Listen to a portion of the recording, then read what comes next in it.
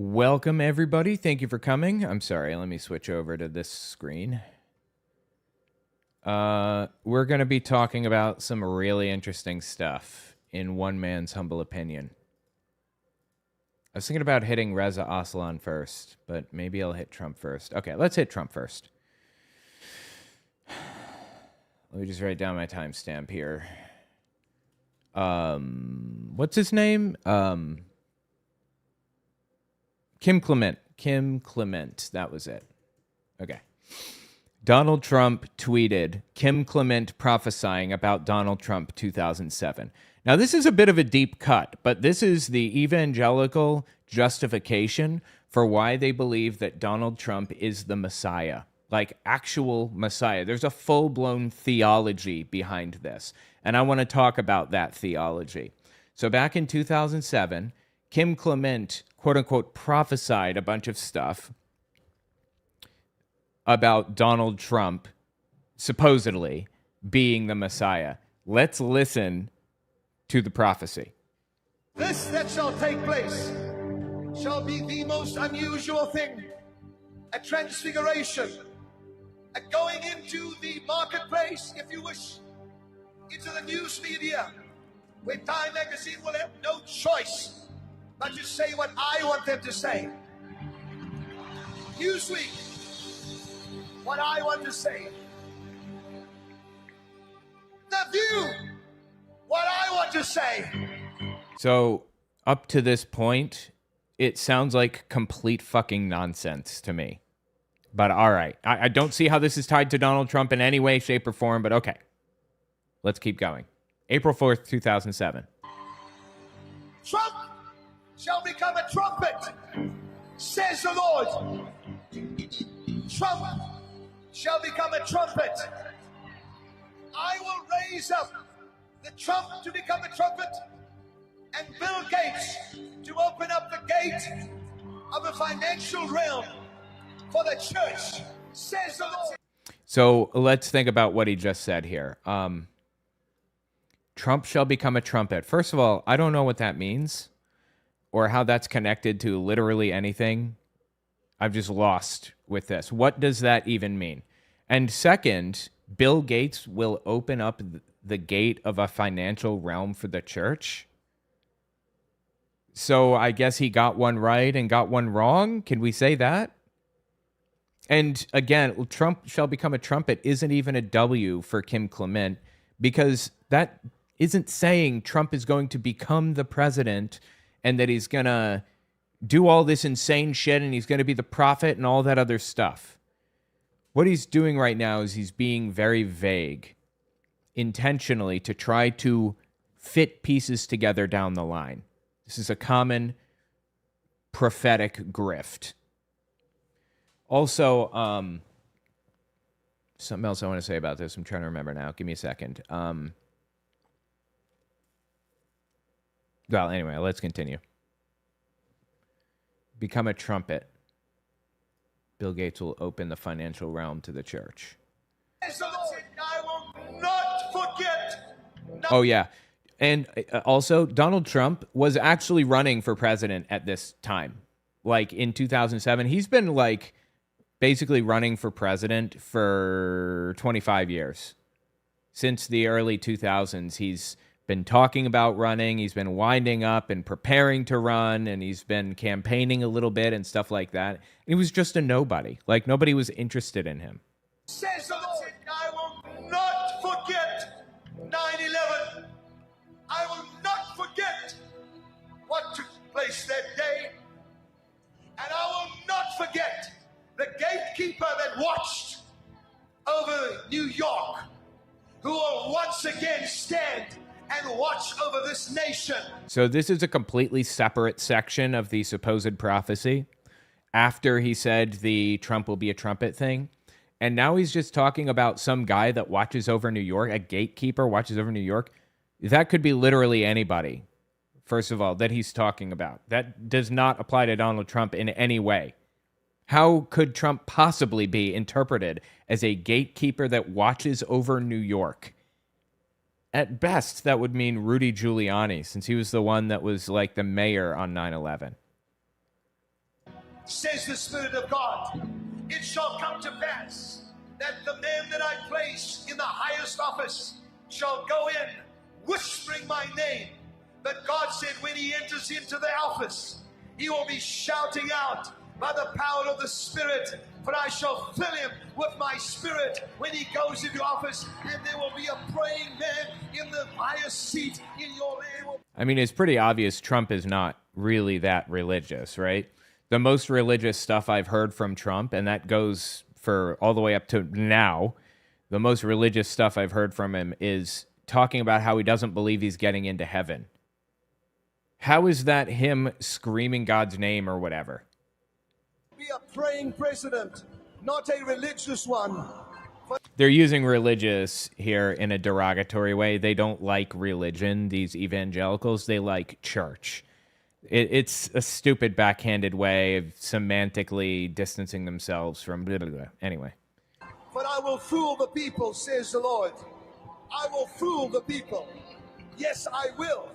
God says, the one that is chosen shall go in, and they shall say, he has hot blood.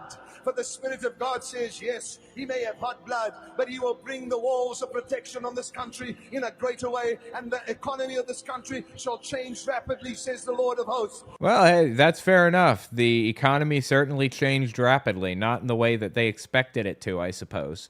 But this is a similar thing to cold reading.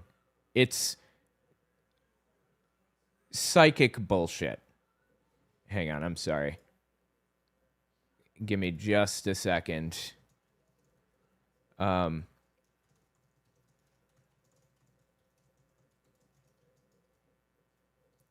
second, sorry.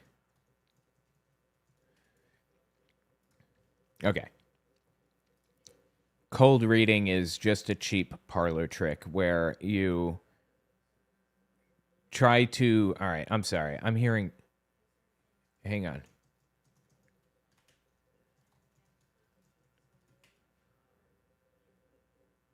Sorry, I was just trying to... All right. Cold reading is a cheap parlor trick that's been around since forever. And it's just people laying down vague supposed prophecies that sound like they could mean something, maybe. And after the fact, you go back and find these again and apply them with hindsight. Listen to the word of the Lord. God says, I will put at your helm for 2 terms a president that will pray, but he will not be a praying president when he starts. I will put him in office, and then I will baptize him with the Holy Spirit and my power, says the Lord of hosts. This does not sound like Donald Trump. I'm sorry, it just doesn't. So anyway, that's what Donald Trump retweeted. Kim Clement prophesying about Donald Trump 2007. And it is the basis for the Trump theology. Now, there's this whole complex winding thing about the Trump theology that we'll get into, but just listen to a couple examples of these nutcases, these Trump theologists, talking about Kim Clement and how integral he is to their theology. This is Shane Vaughn. There was a prophet many years before Donald Trump became the 45th president of the United States by the name of...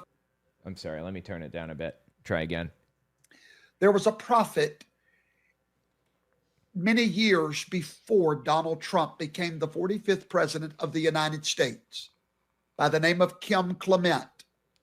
Now, I've been reporting on Kim for many years now, updates concerning... Sorry, why is this skipping? That's weird. Reporting on Kim for many years now, updates concerning his prophecies regarding the Trump presidency.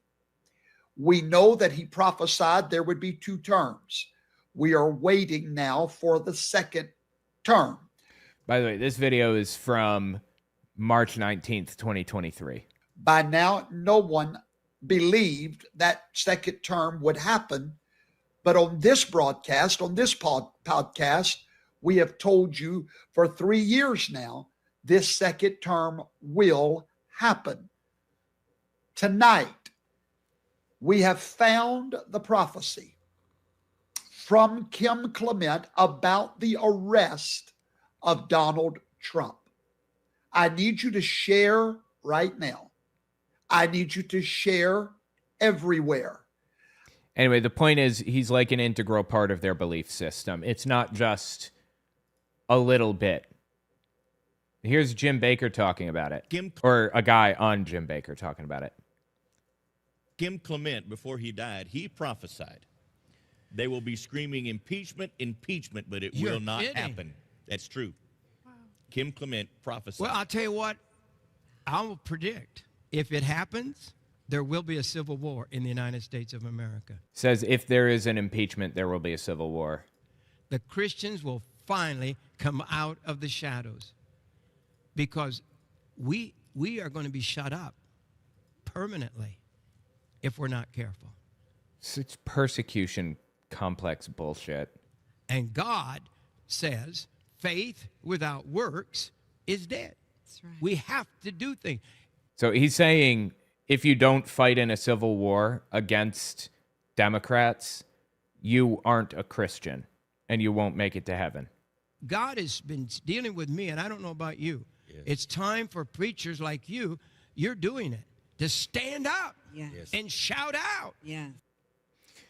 So let me just elaborate on the Trump theology a little bit so that people have an idea of what it is. This is Shane Vaughn again explaining the Trump theology, and it's based in something called British Israelism, where they believe that the 12 tribes of Israel left Israel around 606, or I'm sorry, around the year 586 BCE, after Israel was destroyed by Babylon, and they traveled over the Caucasus Mountains and turned white on their way and ended up in the British Isles and became the Anglo-Saxons, who then sailed over to America and founded America. So we're the real Jews, according to these people.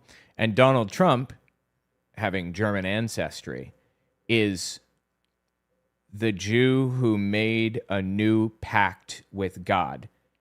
And America is new Israel. That's the theology. And he wrote down, we are going, he wrote a course to New Israel. He's talking about George Washington. No, he didn't, but okay.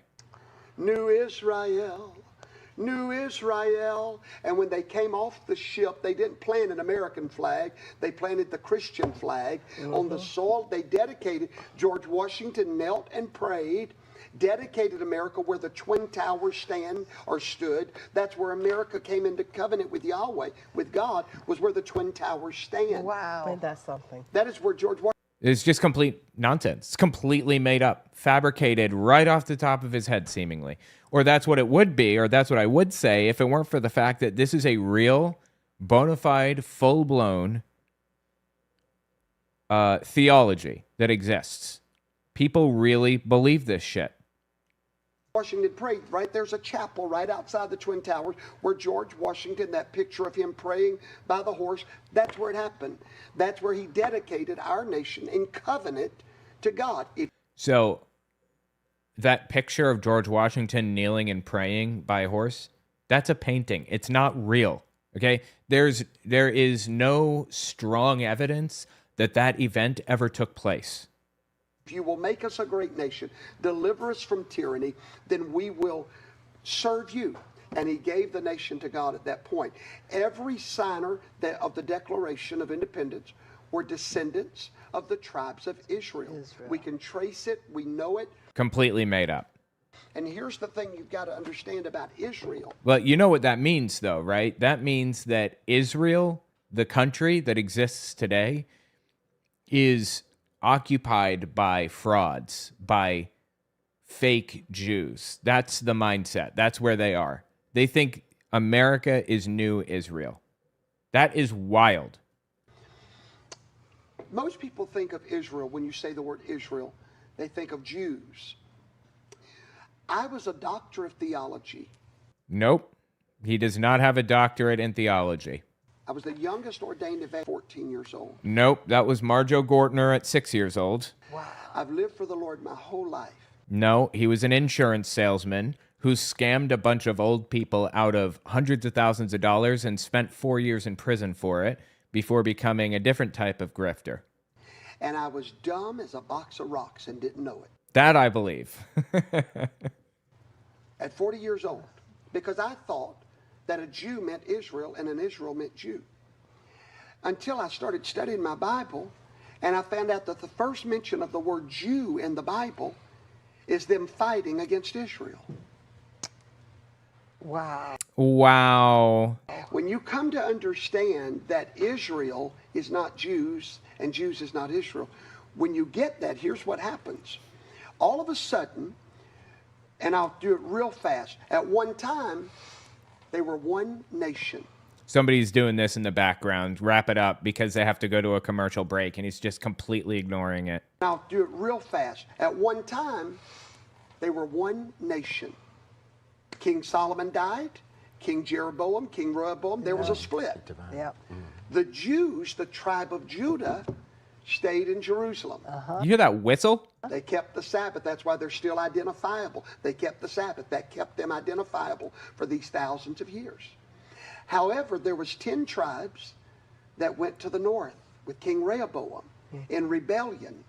Those tribes crossed over the Caucasian mountains. They were captivated by the Germans. They crossed over the Caucasian... Oh, we're out of time. Oh, anyway. So they crossed over. I'll make it real quick. Where they wound up at was the Great British Isles, because the prophecy was that they would go to the Isles of the Sea. And from there, we find those tribes making their way to the United States of America. Is fake. It was all fake, completely fabricated. In fact, fascinatingly, this is KKK theology repurposed. Yes, the KKK has separate theology from regular Christianity, fascinatingly. British Israelism is what that's called if you want to read more about it. It's really interesting. Anyway, Donald Trump retweeting garbage like that is about as disturbing as it gets to me, honestly. He is such a piece of shit. Tell me what you think about it in the comments. Insane that anybody believes this. All right, let's see. 18 minutes. And then 19. Reza Aslan. I actually have that sound effect on my soundboard, I think. What do I have here? Got, We'll do it live. F it. Do it live. I'll write it and we'll do it live. No, wrong one. Is it this one? F***ing thing sucks. No. Is it this one? I'm dumber than a box of rocks in a lot of areas. No, wrong one. Sorry. Is this it? Stop it. Get some help. No. What? No, that's not it either. What is this? Now you're an hole. You got that? You're an hole. Is what you are. No, he's an hole. Sorry, wrong one. It's this one, I think. I've lived for the Lord my whole life, and I was dumb as a box of rocks and didn't know it. Yeah, I love it. It's just the best. What? All right, and hang on. Actually, I've got some other stuff. What's happening right now? I'm not sure what this effect is on my board. What's going on? What's happening? And what's this? Is something else happening right now? I'm not sure. Okay. Sorry. No more playing with the soundboard. All right, let's see here. This is Reza Aslan. I haven't thought about this dude in years, but he's one of the first subjects. I think he was the first subject of my very first video ever, which isn't even on YouTube anymore, I don't think. It was before I was drawing or anything like that. Anyway, I want to talk about Reza Aslan again because, a little bit of a throwback, he's being portrayed as an expert here. Adam Ruins Everything, Adam Conover, had him on as an expert. And that bothered me deeply because Reza Aslan is a complete scumbag. An expert explains Iran. Now, Reza Aslan happens to be Iranian, I believe, and he worked for an organization. I don't remember the name of it now. Let me see if I can find it.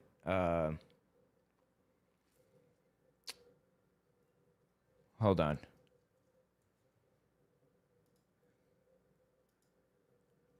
I'm just looking for the info on this. I'm sorry, 1 second.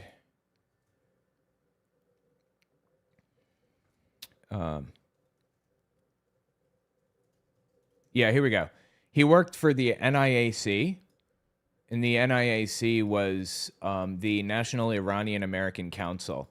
Somebody claimed that it was a front group for the lobbying arm of the Iranian regime, and NIAC sued that person for a bunch of money for defamation and lost. They lost the defamation suit, thus, in my mind, proving that they were a front group for the Iranian regime. Eventually, Reza Aslan went on to quit NIAC's board, their advisory board, and started referring to it as a murderous regime. So it sounds like he ended up on the correct side. But years and years ago, I'm talking 2014, Reza Aslan spoke out about Bill Maher and his dislike of Islam as a religion. So I want to readdress some of the things that Reza Aslan says. Listen to this. Actually, before watching the Bill Maher one, watch him on Tom Hartman's show talk about religion. This was the video I covered in my first ever YouTube video. I've debated over the years both Sam Harris and Richard Dawkins on religion. And what struck me in both cases was their absolute reliance on rationality and logic. Well, I like Tom Hartman, actually. He's pretty legit. Too legit to quit, some may say. But that is a stupid fucking thing to say. Their reliance on logic and rationality? Okay, go on. I don't even like Richard Dawkins. Or who else did he say? Sam Harris, maybe, or Hitchens? I don't really like those people that much anymore, certainly. They're scumbags nowadays. But that's the thing you're going to hit them on? Okay. Without acknowledging the limitations of rationality and logic. I mean, if we were 200 years ago and somebody set a modern-day radio in front of you, or even a germanium crystal and a cat whisker, and said, someday I can pull sounds out of the sky from this, people would go, no, that's not even possible. I mean, they would say that, but if you explained to them how this works and the scientific discoveries that we made and broke it down and showed them how to build this reliably and that it can be reproduced, and every single time we try this, that there's no chance for error in between or whatever, it wouldn't be hard to believe anymore. It's like, you know what the equivalent would be to building a radio? If Christianity wanted to prove it to myself, I heard this if Christianity wanted to prove it to me, I heard this recently from somewhere, Neil deGrasse Tyson maybe, there is a limit where planes that fall out of the sky at a certain height, everybody dies. It's like 30,000 feet or something. If a plane falls out of the sky at 30,000 feet, everybody dies. That's the bottom line. Sometimes if a plane falls out of the air from 1,000 feet, maybe people survive. If only the Christians survived a 30,000-foot fall every single time, that's reproducible. That's now science, and we can say there's something going on here, more than just chance. That is analogous to the radio example that he just gave. The radio is reproducible. We can prove that this happens and prove why it happens. So you can say you have some special knowledge that none of us have or whatever, but you don't. That's the bottom line. You just don't. I like Bill. And hang on. Let me fix this video before we continue. I want to clean up the audio real fast because it sounds like trash. So hold on. Let me just voice isolation. Let me try this. See how it sounds. Is their absolute reliance on rationality and logic. That's better. Let me export this. 1 second. Downloads. I'm sorry. Give me just 1 second. I just want to export it so that I can hear it better. MOV. Hold on.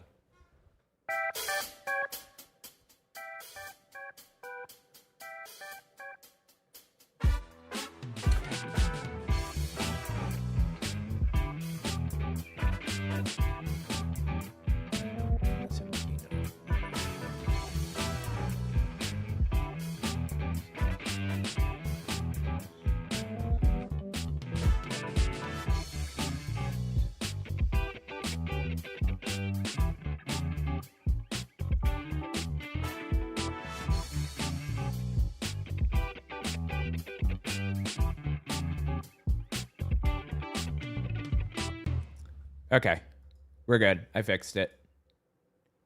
Let's just open it up and try again. So that was from 36 seconds. All right, 36 seconds. Here we go. I mean, there's so much that we don't know that, and that doesn't have to be the argument for informing religion. I guess I'm kind of wandering around this question. Just get right to it. What are your thoughts on this new atheist movement and the old atheist movement? It seems to me that there's an evangelical atheist movement, which is functionally a religion. Oh, please, dude.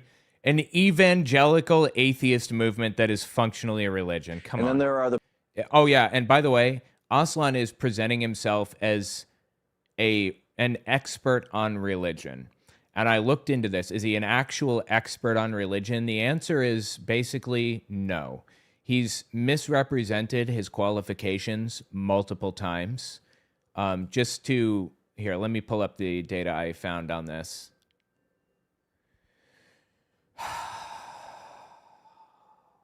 Hold on. Yeah. He repeatedly claimed on national TV to have a PhD in the history of religions and to be a professor of religions for a living. His actual degrees are a bachelor's degree in religion from Santa Clara and MTS from Harvard Divinity, and an MFA in fiction from Iowa, and a PhD in sociology from UC Santa Barbara. His dissertation was titled Global Jihadism as a transnational social movement. His faculty appointment at UC Riverside was in creative writing, where his relevant credential was the fiction MFA, not a religion professorship. So he's misrepresenting and lying about his position and qualifications. Sorry about bugging on Thursday. I just couldn't deal with the deposition. I get it. Don't even sweat it. It's okay. The stupid just burned, offering the feline overlords. Hail Bass, appreciate it. Yeah, no sweat. I get that. It's stressful, you know? People who we used to call agnostics, who just kind of shrug their shoulders and go, I don't know. And that's really probably not a religion. That's just people who just genuinely don't know and they really don't care. Well, look, I'm certainly not the first person to emphasize that there is something clearly fundamentalist about the new atheist movement. Oh, fucking please, dude. Something clearly fundamentalist about the new atheist movement. Give it a fucking rest. This guy, by the way, believes that all religious violence or all religious anything, governmental control, is the result of political problems that exist. So, for example, when Osama bin Laden ran the planes into the World Trade Centers, he said that was solely for political reasons, not religious in any way, and religion was being used as a scapegoat. Now, that one specific example, that might be a little bit more accurate than other examples he gives, but he says that it is always the result of geopolitical issues, not religion, and that Islam is inherently a peaceful religion that does not cause people to kind of go out of their gourds and do crazy shit. I have to wonder if he applies the same standard to Christian nationalism. It's unevenly applied, and he makes excuses for these religions when, you know, sometimes the religions are just fucking violent, and that's a problem that we need to address. Fundamentalism means a rigid adherence to a single notion of truth when confronted with a world of plurality. But more importantly, what the new atheist movement represents is not so much atheism as it is anti-theism. This notion of anti-theism, of course, is not a new one. The term itself goes all the way back to the 1830s, but it was really revived in the 20th century, and in particular, he's pretending to be a religions expert. Post 9/11, to emphasize a new kind of radicalized anti-religious atheism. In other words, when someone like Richard Dawkins says, as he told the Humanist paper, that religion is one of the greatest evils in the world, comparable to smallpox. Or when Sam Harris recently said that, quote, if I could wave a magic wand and get rid of rape or religion, I wouldn't hesitate to get rid of religion. That's not just atheism. That's not just people saying there's no such thing as God. That is people espousing a view of religion as a pervasive, insidious evil that must be forcibly eradicated from society. Okay, so let's just find out if what he just said is true in the first place. The full quote from a 1997 essay titled "Is Science a Religion?" published in the Humanist is, I think a case can be made that faith is one of the world's great evils comparable to the smallpox virus, but harder to eradicate. So he said faith, not religion. Religion. Let's find out about the Sam Harris claim. I mean, again, I don't like either of these people anymore. Sam Harris, as it turns out, is like a Zionist nutcase who like wants to level Gaza. He wants to turn it into a parking lot. You know, that kind of thing. It's just vile, evil shit. And Richard Dawkins is an anti-trans scumbag at this point, sad to say, falls for disinformation all the time. Like the claim that the Olympic boxer was actually a man, you know, fighting against a woman in women's boxing, when that's not true. That was just a fabricated, fictitious fucking lie. So Dawkins, I'm sad to say, falls for stupid shit all the time. And regarding Sam Harris, it's the exchange is from a 2006 interview with The Sun magazine. The interviewer noted Harris had drawn an analogy between religion and rape, called it inflammatory, and asked if that was intentional. Harris responded, I can be even more inflammatory than that. If I could wave a magic wand and get rid of either that or religion, I would not hesitate to get rid of religion. I think more people are dying as a result of our religious myths than as a result of any other ideology. Okay, interesting. I guess he did say it.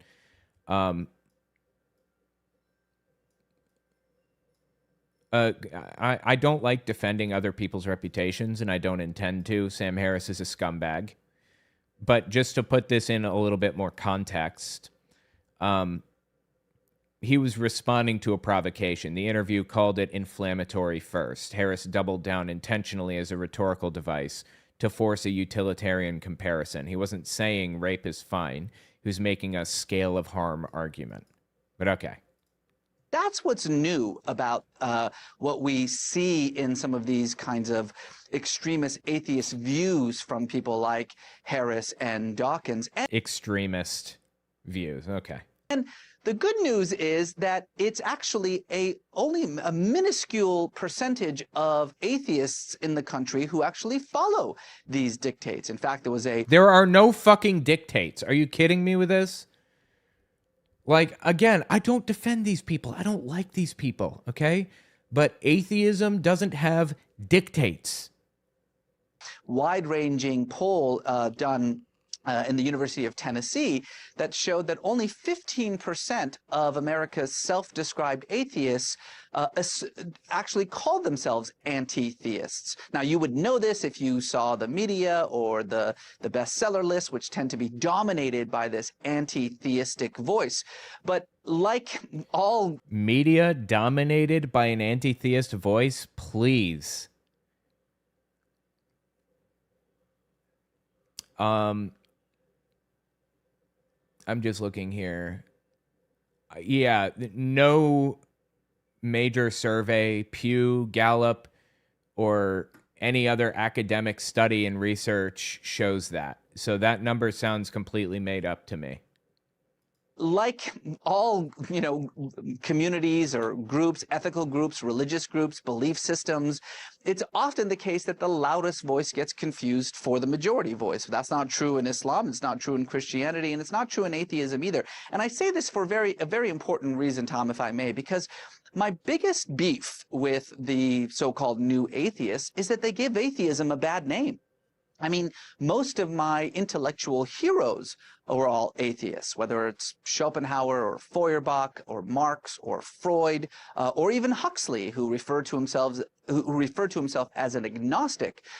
I think that what you're missing from the knee-jerk atheism of a Marr or a Dawkins or a Harris is a real grounding in philosophy, a real expertise in what religion is. Okay, please. Sam Harris is a neuroscientist, isn't he? And a philosopher or something?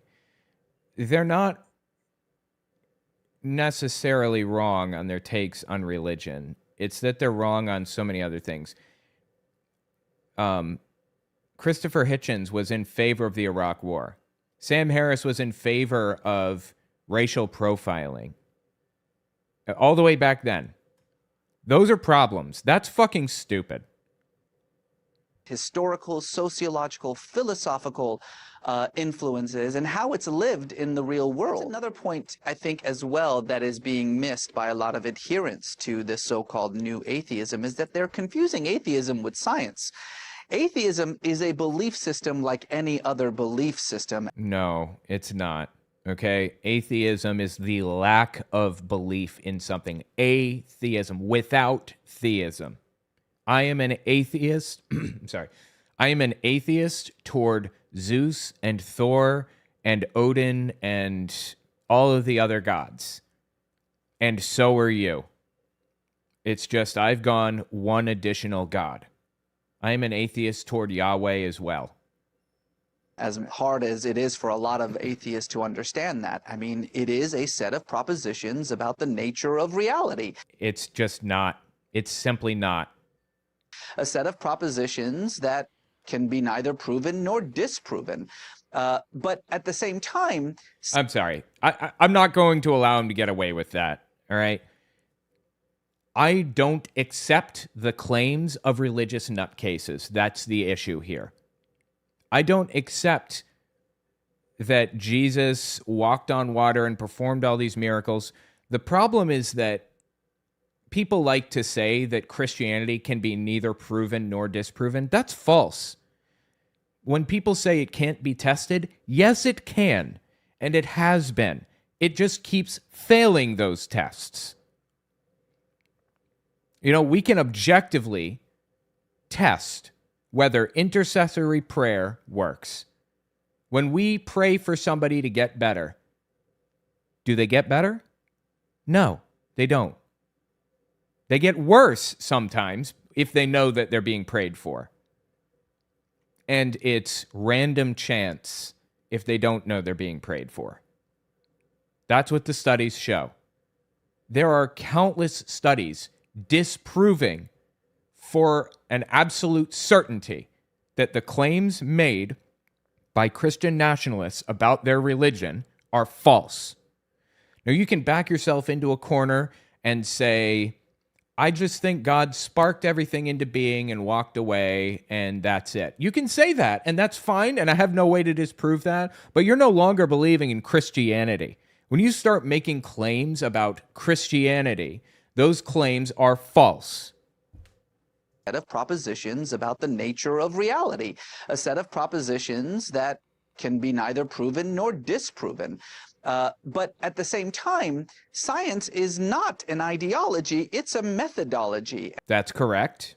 And I think what is sometimes lost in the discussions with so-called new atheists, and again, I'm certainly not the first person to bring this up, is that it's less atheism than it is scientism. It's sort of an attempt to... Scientism? Oh my God. Transform science into a new kind of religion, something to replace religion. And frankly, that should make most scientists scratch their heads, because that's not really the purpose of science at all. Complete fucking nonsense. This dude is so full of shit. Yeah, and in one of those debates, I think it was with Sam Harris, I asked, when did you first begin to believe this to be true? People don't, quote unquote, believe things to be true like that. He's trying to shift the burden of proof to be on atheists to prove that they have a positive belief, when in reality, Christians have the positive belief that they have to prove, and I have no obligation to believe in their garbage until they prove it, bottom line. But he's going to get him in some kind of a gotcha here, right?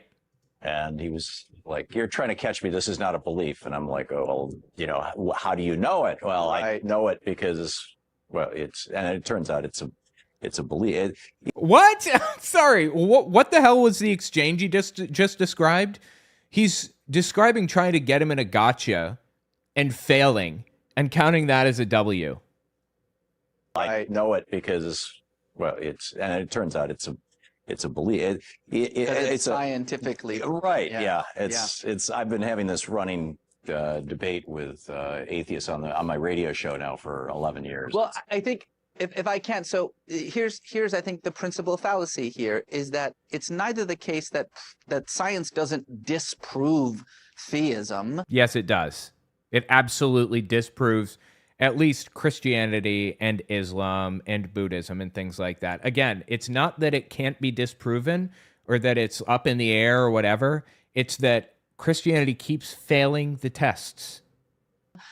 Science has really no opinion on the matter. It's simply a methodology for understanding the nature and function of the universe. Yeah. But more importantly, I think that this notion that there is an inherent conflict between theism and science, that if you believe in God, then you're by definition unscientific or irrational, is also quite absurd and irrational itself. And this is true. I'm sorry. Do you not live in the same world as me where Christians are making insane fucking claims about the world around us that are objectively, factually false? Like the idea that evolution is not real? Are we living in the same world? Hang on. Christians.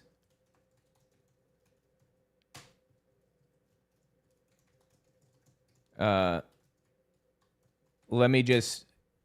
me find some info on this. Most Christians accept some form of evolution. 61% say humans evolved due to processes guided or allowed by God, according to Pew's most recent 2023 to 2024 religious landscape study. But that includes theistic evolution. Only a small minority of Christians accept unguided evolution by natural selection. That number is around 10 to 15%, depending on the survey. 10 to 15%, okay? Let's be generous and say 30%. 30% of Christians accept the fact of evolution. Are we in the same universe? Also quite absurd and irrational itself. And this is true even for the most orthodox versions of religion. I agree. We'll pick this up as easy as I could. We have to pick this up on the other side. Yeah, so commercial break, I guess. But the point is, 33% of the United States accept evolution as science actually describes it, unguided natural selection. 47% accept theistic evolution, God guided it, and 17 to 40% are straightforwardly creationist, depending on how you ask. Religion is, every time we try to make progress in society, religion is right there standing in the way. If you believe in religion and it doesn't interfere with your everyday life, fantastic. If you believe in religion and you just want to live your life and go to church every week and whatever, awesome. I'm all for it. But the problem is that that's not where it stops with religious people in the United States. It's constant, nonstop garbage from these people. I'm going to be talking about this later on, but there's a bill from Alabama. According to this article, Alabama House passes bill forcing public schools to begin day with student-led prayer. Forcing children to say a prayer every day in school. It's no longer about allowing them to do what they want. They always could. It is now about forcing people to worship the God they want them to worship. Do not tell me this is not a problem in the United States. Running low on time here, but I want to watch his take on Bill Maher. He went on CNN as another religions expert, Jagoff, to talk about Islam and how religion is not the problem here. It's actually just politics. I like Bill Maher. I've been on his show a bunch of times. He's a comedian, but, frankly, when it comes to the topic of religion, he's not very sophisticated in the way that he thinks. I mean, the argument about the female genital mutilation being an Islamic problem is a perfect example of that. It's not an Islamic problem, it's an African problem. No, it's both, actually. It's an African problem and it's an Islamic problem. FGM. It's both. You see, this is going to be his pattern moving forward. This dude constantly tries to pawn off all problems on politics and absolve religion of all of those problems every single time. And it's bullshit. Sometimes religion just is the problem. Wait. Because he says it's a, hold on a second, Reza. Because he says it's a Muslim country problem. He says that in Somalia. Yeah, but and that's actually empirically, factually incorrect. No, it's factually correct. Are you fucking kidding me right now? It drives me insane how people can go on the news and just lie like that. It's a Central African problem. Eritrea has almost 90% female genital mutilation. It's a Christian country. Ethiopia has 75% female genital mutilation. It's a Christian country. Now do Muslim countries. What percent of Muslim countries have FGM? Nowhere else in the Muslim majority states is female genital mutilation an issue. But again, this is the problem, is that you make these facile arguments like that women are somehow mistreated in the Muslim world. Well, that's... I'm sorry, what? One more time? Facile arguments like that women are somehow mistreated in the Muslim world. Well, that's... A facile argument that women are mistreated in the Muslim world. Are you fucking kidding me right now? Facile arguments like that women are somehow mistreated in the Muslim world. Well, that's certainly true in many Muslim majority countries like no fucking shit. Iran and Saudi Arabia. Do you know that Muslims have elected 7 women as their heads of states in those Muslim majority countries? How many women do we have as head of state in the United States? Reza, be honest though, for the most part, it is not a free and open society for women in those states. Well, it's not in Iran, it's not in Saudi Arabia, it certainly is in Indonesia and Malaysia, it certainly is in Bangladesh. No, it certainly fucking isn't. You cannot be serious with this. Women have fewer rights and are viewed differently in Islam, period. Indonesia is the largest majority Muslim country, to my understanding. And it's not a perfect society for women. It's a patriarchy. I can't believe he's sitting here arguing this. Certainly is in Turkey. I mean, again, this is the problem, is that you're talking about a religion of 1.5 billion people, and certainly it becomes very easy to just simply paint them all with a single brush by saying, well, in Saudi Arabia they can't drive, and so therefore that's somehow representative of Islam. It's representative of Saudi Arabia. Well, I mean, Saudi Arabia is run by religious extremists. The problem is the more religiously extreme you get, the fewer rights women have. The fewer rights, certain minority groups have. The more religiously extreme you get, the worse things get for the people living there. And Saudi Arabia is a very fundamentalist country. Indonesia is not as fundamentalist. The problem is that he's viewing Islam not as a gradient, but as a monolith. You should be viewing it as a gradient. Just look at the United States. I'm not exempting Christianity from this. There are religious nutcases in the United States as well. The more religious a state is, the more full of religious nutcases it is, the worse things are. Just take a look at this. I wrote this thing called wavemap.us, and it's basically like an election forecasting website. You can click on states and set them to different colors to guess at what you think is going to happen. You can reset everything. You can play with the sliders, like demobilization multiplier. If 1.5 times as many Democrats vote in this election than in the last one, then this is the state that'll flip or whatever else. Anyway, on this website, I have a data explorer, and we have religiosity. Now, look at the most religious states in the country. We've got Louisiana, Mississippi, Alabama, Georgia, Arkansas, and you can overlay that with the way that they voted. You can overlay that with median household income, poverty rate, college education rate, voter turnout, uninsured rate, adult obesity rate, union membership rate. Just compare adult obesity rate with religiosity and the results in the 2024 election. It starts to get pretty clear what's going on. He's completely full of shit here. I can't even believe he's making such a ridiculous argument. The more extreme you get in religion, the worse things get for society. The worse things get for you personally. When religion starts affecting your life, or let me rephrase, the more religion affects your life, the worse your life starts to get, statistically. In Iran, they don't have... I think that Bill Maher's point is that these aren't extremists. We often talk about extremists and that we should crack down on extremists. And why aren't Muslims speaking out about extremists? In Saudi Arabia, when women can't vote and they can't drive and they need permission from their husband, that's not extremists. Why aren't we talking more about what... That's not extremist, that's commonplace. Why don't we talk more about the commonplace wrongs that are happening in some of these countries?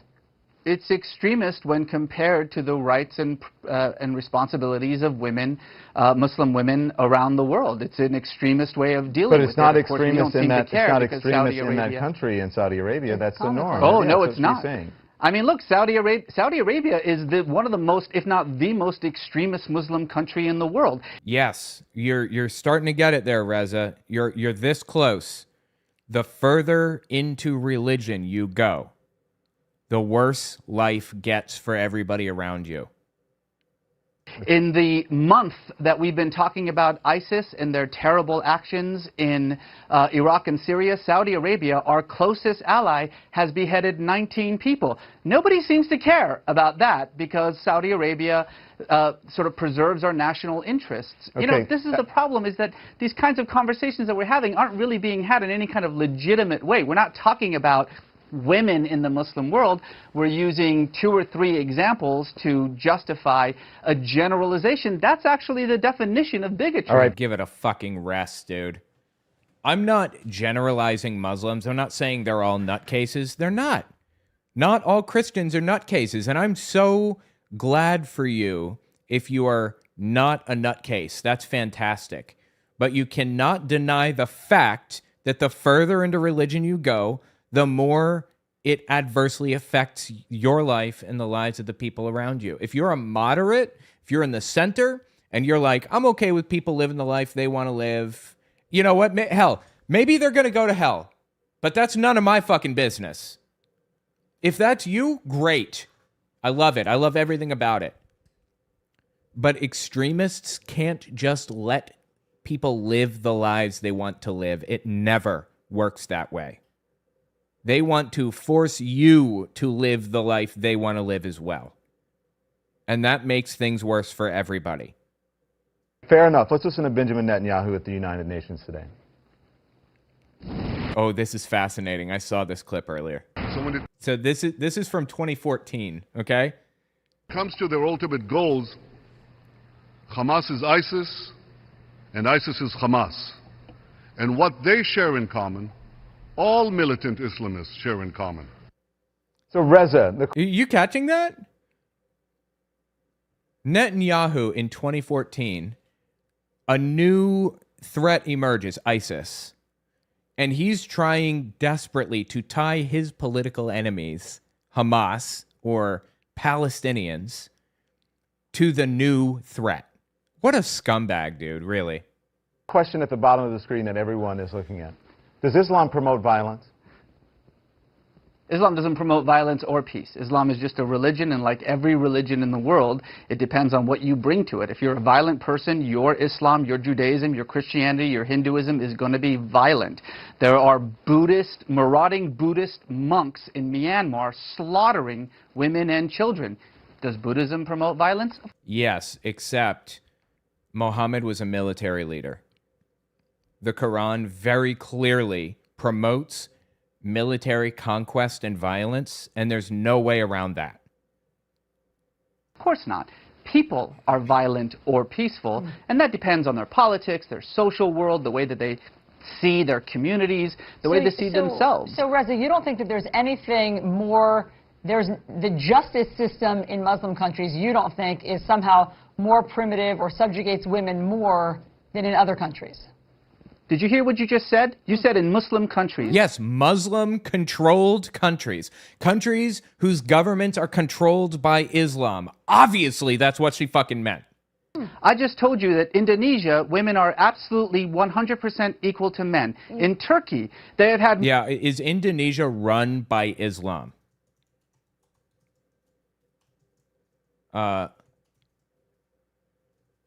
Let's find out. No need to wonder. Just loaded up our question gun. Let's go answer hunting. Short answer is no. Indonesia is not as an Islamic state. It has a lot of Muslims in it, but it's not run by Islam.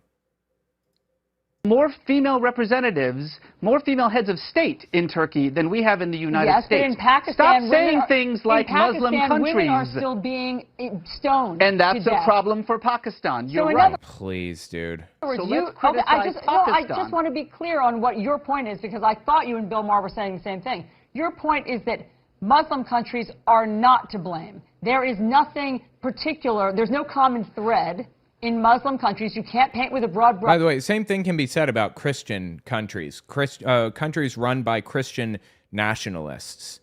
You know, things get worse the more religiously extreme you get, period. That somehow their justice system or Sharia law or what they're doing in terms of stoning and female mutilation is different than in other countries like Western countries. Mm-hmm. Stoning and mutilation and those barbaric practices should be condemned and criticized by everyone. But how could you possibly say that when it's right there in the Quran? The actions of individuals and societies and countries like Iran, like Pakistan, like Saudi Arabia must be condemned because they don't belong in the 21st century. But to say Muslim countries as though Pakistan and Turkey are the same. Hey, Jagoff, one is a secular state, primarily Muslim, and the other is run by Islam. The country's leadership is a Muslim cleric. I'm not sure about Pakistan specifically, but certainly in Iran, the country's leadership is a cleric, or was until he was killed recently. As though Indonesia and Saudi Arabia are the same, as though somehow what is happening in the most extreme forms of these repressive countries, these autocratic countries, is representative of what's happening in every other Muslim country, is frankly, and I use this word seriously, stupid. So let's stop doing it. Anyway, That's Reza Aslan, complete scumbag, dude. He's just like an idiot and a fraud. He's a fraud. And it really disappointed the hell out of me to see him presented as an expert. He's not an expert on anything. And you know what? On that note, he does have a PhD in something not related to religion. I don't remember what it is now. But he has written some books that A, didn't break any new ground, and B, heavily overreached on their theses. Exaggerated, stretched things, argued from a conclusion to, argued backward from a conclusion, basically. He's not trustworthy. He's not legitimate. He's not somebody that you should be going to as an expert in anything, honestly. But yeah, tell me what you think about it in the comments. Just a scumbag. All right, awesome. Yes, check out wavemap.us. I made it available. It's pretty cool. I'm going to add more stuff to it, like more data, the Data Explorer. And you can also go enter into prediction mode, where if you pick states, like say we're in prediction mode now, if I click a red state and I turn it blue, it's going to affect the color of the other states. For example, if Kamala Harris won Ohio, it would have been likely that she would also win Georgia and Arizona and Nevada, right? So if you turn one state solidly blue, it will update its prediction to show what you can expect. If I change Oklahoma blue, then it changes Montana, South Carolina, Nebraska. Let's change Wyoming blue. There's a limit to it. So I built in a specific limit so that it doesn't just turn everything blue. But yeah, pretty cool, right? I like it. You can also look at the House districts. If you just click, it drills down into the states, and you can change, you can look at the districts specifically by pulling them up and looking at like what the votes were previously and what we can expect if we increase the slider a little bit and things like that. Really cool stuff. I'm proud of it. It took me forever, but yeah. Anyway, reset all and go back to the US. Oh yeah, I also I have it set so you can look at it in blocks or actual district numbers. So yeah, pretty cool stuff. Shapes or blocks. All right, let's hit the next one. Let's see here. 19 to 1 minute. What was the next one? We hit Kim Clement. And then we hit Reza Aslan. Let's hit masculinity. See, what was this one? 1 second. Need to be. No. Take it. Yeah. Okay, good. Bro, I don't know what's going on with like the masculinity manosphere or whatever, but it is a weird place to be right now. Check this out. Take your shirt off for a second. Come on, let's go. Dude, do you have a boy or girls? Sir, one guy and 3 girls. Okay. One guy and 3 girls as children. This is a video from I believe an alpha male boot camp, who is, if I'm not mistaken, now shutting down hilariously. They charged like $18,000 or something for you to go there for like a weekend and learn to be an alpha male. And this dude says, my children consist of 1 guy and 3 girls. Okay, go on. One guy and 3 girls. Okay, that little boy wants a superhero. Dad doesn't look like a superhero right now, so Dad needs to know I need to look like a superhero as fast as I can. I want you to go home and look at yourself naked in the mirror. I just want you to do it. Look at yourself naked in the mirror. Okay. Okay, stand up. Take your shirt off. I want you to do it in front of your friends. Come on, it's no big deal. This isn't about making fun of him, because I can make all you can take your shirts off, and maybe 1 or 2 you look halfway decent. Chris, how old are you? 27. Chris, I want you to grab some of your fat. That is not who you are. These people are so fucking weird, dude. Nobody's fucking telling you the truth anymore, because the truth is dark, the truth sucks, and the truth hurts people. I'm going to tell you this, my entire company, my entire team, if you don't have a 6-pack, you don't work for us. No, I know. I know. Okay, do you have a six-pack? I'm not convinced this guy even has one. It's called, everybody say standard. How about we raise them? How about we raise them? How about we raise them? How about you guys quit getting civilized and you guys quit settling? Wait, quit getting civilized? Is being civilized a bad thing now? Yeah, top G. You know, there's some people in this room that said, I would sue my company if they told me I had to have a six-pack. We know you would. I would sue my company if they told me I had to have a six-pack. What? My company if they told me I had to have a six-pack. We know you would. That conversation was for the 1%ers. That wasn't for you. Every time you go to fucking eat something, I want you to do this. Reach over and grab your fat and be like, fuck this. This is not what I stand for. I should be a Greek god. Is this going to make me more money eating like shit? It's like he's a motivational self-help alpha male nutcase. It's bizarre, dude.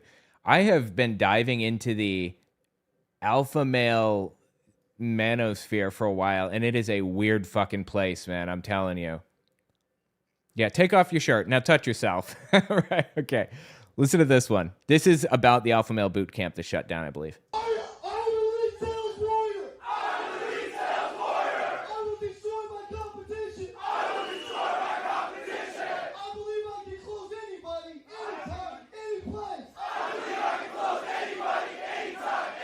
That was a lot to remember.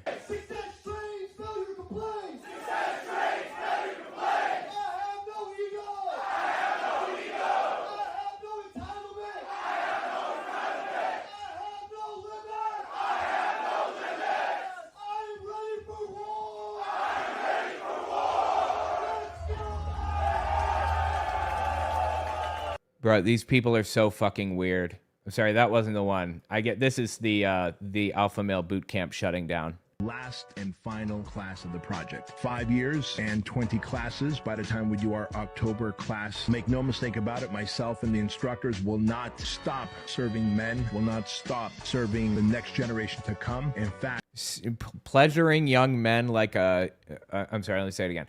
Pleasuring men like a young man should, right? If you follow me on social media, then you know that we are scaling the Squire program, which is a father and son experience. We now have 5 Squire programs across the country, and our goal is to have a Squire program running in every state across the country. And it will be the end of the project. I'm right here, man. So they're ending it, apparently. It's coming to a close. This is an example of the things that they do at these quote-unquote retreats. They have like drill sergeants, basically, that put you through the ringer and make you miserable. You know, there's a reason that drill sergeants do the things that they do. Harass you, treat you like shit and everything. The intent is to break you down mentally and build you back up in their image. Like a cult. That's how the military operates. And there are solid arguments that that's bad and we shouldn't be doing that. But one of the main ways the military differs from an actual cult is that it's a voluntary program that you exit after a certain period of time and then you're done. And it's necessary in humanity to have a military, unfortunately. You know, I wish we were all peaceful, but we're not. So the point is that the military breaks people down by mistreating them and then builds them up in specific ways in which the entire unit bonds together and finds a common enemy that they can hate, the drill sergeant. They're using psychological techniques that have been studied for generations. What are these people doing at this alpha male boot camp? They're just treating people like shit with no real goal behind it, no point to speak of. I'm just hanging out, dude. I'm just hanging out. Pretend it's warm water, okay? All right? Pretend you're on a tropical island. Bro, I don't even think this is safe. They have a literal child sitting in an ice bath. Why?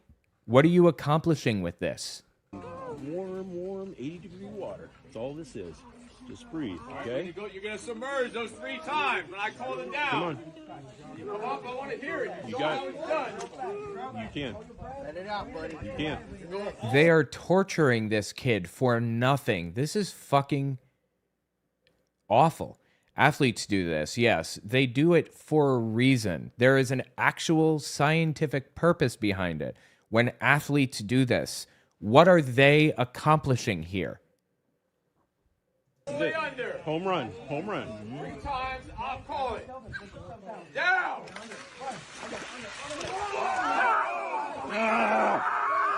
Let it out. Yeah. On the way down. Shut up! I just don't understand. Here's another one. This is a perfect example of what goes on. This is them just breaking people down. That's it. They're just breaking people down. They're not building them back up in a new image. They're not creating a common enemy. They're not nothing. It's just yelling at people for nothing. One more fucking word, you're gone. I'm not fucking around. Shut up, stop rolling your fucking eyes, stop asking for fucking electrolytes, and be a fucking man. Okay, well, you kind of need those, don't you? Don't you need electrolytes? That's a fair thing to ask for, I think. You don't fucking deserve to be here. Fucking quit. You piece of shit. I want to be a better man. I want to be a better husband. I want to be a better father. I want to be a better, you fucking whiny piece of shit. In June 2020, John Doe collapsed during a group run, and he was showing clear signs of heat exhaustion and cardiac distress. However, when he couldn't finish the run, others had to carry him to the finish line, and instead of calling 911, they brought him back to some warehouse in Chino Hills that was alleged in the lawsuit to be an unlicensed facility with no medical attention, no defibrillators, no EMTs, and no emergency protocol. You know what they did? They gave the guy Gatorade and snacks, hoping he'd be okay. And sadly, he died on the floor of this warehouse, surrounded by these careless people, just 35 hours into the program. Holy shit, dude. I did not hear about this. Let me find this out. 1 second. 1 second. Let me see if I can, Wait, 1 second.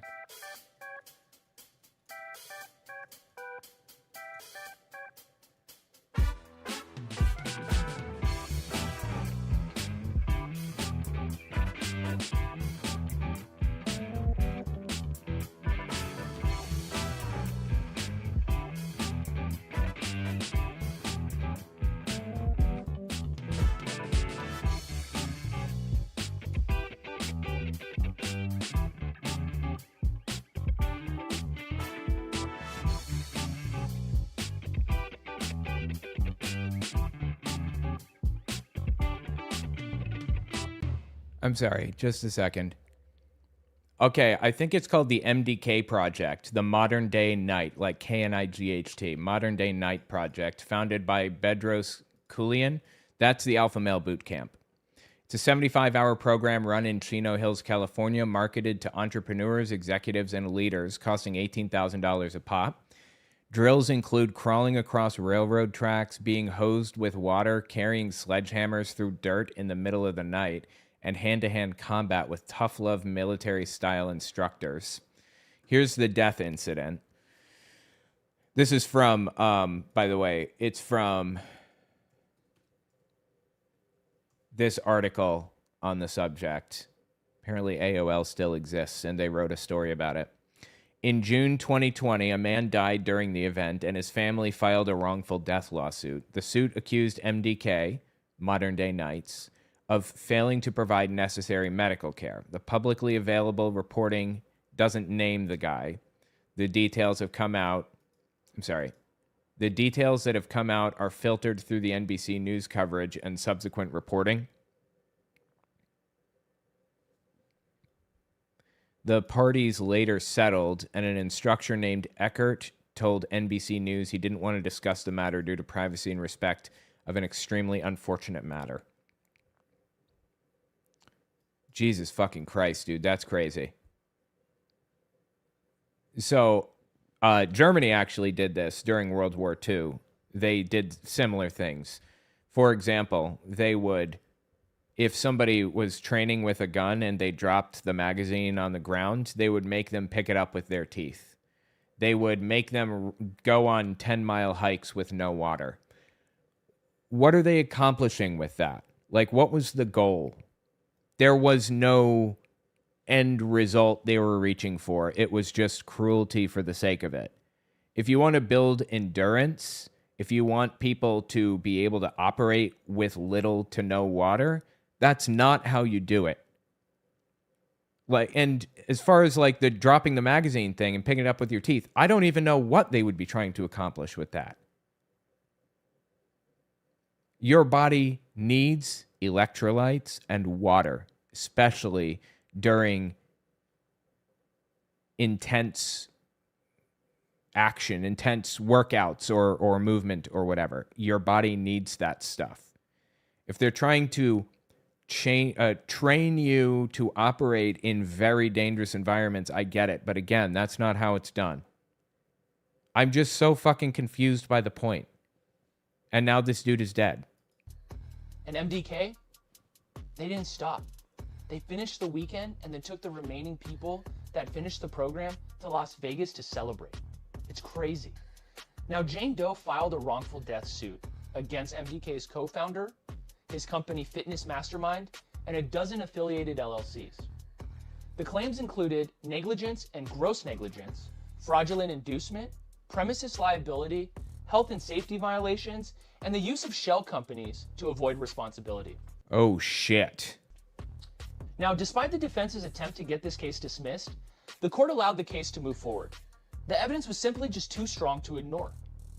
And in 2023, the case settled for $1 million. 80% went to Jane Doe, the deceased wife, and 20% was placed in a structured annuity for their son, payable until he turns 27. This isn't empowerment. This is just some knockoff exploitation, taking advantage of weak people. Absolutely. Holy shit, that was loud. Sorry, I'll have to cut that out. Absolutely. It's taking advantage of people who don't know any better or who are looking for a solution to their problems. This is not it, guys. This is not it. It's a waste of fucking money. Anyway, as I was saying, MDK is not the only, like, manosphere group out there. They are all fucking weird. Listen to this, dude. You need to be dangerous in this world. You need to tap into your ability to be dangerous. The last thing you want to be described as a man is nice. Nice is compliant. Nice is subservient. Nice is weak. Like, we live in a society. Don't we have to work with each other? Don't we have to work together? Why the fuck can't I be nice to people? They are encouraging people to be scumbags. I don't get it. Nice is not having an opinion. Nice is a spectator. Nice is not playing the game. You want to be dangerous. You want to exercise your ability to tap in your survival instincts. And this is where it comes from. This is where the power comes from. You want to approach your financial pursuits from that perspective of danger. I completely disagree. You know, I could make a shitload of money tomorrow. I mean, millionaire tomorrow if I suddenly flipped and became a vocal anti-evolution young earth creationist. I would be held up as the bastion of the new, you know, political right or whatever. I would be the guy to go to. I would get grants from the Templeton Foundation, the Discovery Institute, but I'm not a scumbag. I can't do that because I don't believe it. I could be a millionaire tomorrow by prostituting women like Andrew Tate, by stealing money from people. I could be a millionaire tomorrow by doing all kinds of scumbag shit, but I'm not a scumbag, so I don't do that stuff. Why is it suddenly viewed as virtuous to be a piece of shit in this country? I don't understand how that came about. Survival. And that's where you get the drive, because you've never needed to survive. You've never needed to survive. Okay. Anyway, check this one out. Like, there's so much in this sphere that is so fucking weird. I'm coming right to your backyard. You hear me? I made my first dollar when you were still in your mom's womb. I don't go to Wow, you're old. You really owned me. the ocean to listen to the waves. The ocean gets quiet to listen to my footsteps. I love to talk. I love to joke. I love to laugh. I love to give advice. But be careful when I go silent. This is for the ladies. What a hard ass, right? Jeez. I'm afraid of this guy. He scares me, for sure. You're a super scary guy. You want to keep your man? You have a good man? You got to be submissive to him. You got to be a little bit weak, not a broken woman. I mean, like, vulnerable to a certain degree. Making him feel that he's in control. Let him know that he's in control because he's entitled to be in control of the relationship. Be Okay. feminine to him. Be cautious with your tone of voice with him. Smell good, not just with your body, with your tongue, with your look. When your face looks pleasant and is not all angry and feisty. When a man feels that he has someone that's looking up to him and he's her role model, he's gonna think, oh my God, she's always happy, she's always submissive to me. Why I want to disappoint her? Why I want to break her heart? When you give that man... So he isn't a good person because you are failing. Way to blame the victim in this fictional scenario you've just dreamed up. What the fuck? And that power, he's just gonna make you that much happier. Really? All right? I'm so fucking confused by all of these people, dude. The manosphere is a weird place to be, seriously. And I don't want to call it a cult because I don't like, just calling things cults. But they have some really weird, high control, restrictive behaviors and rules that are raising my eyebrows a lot.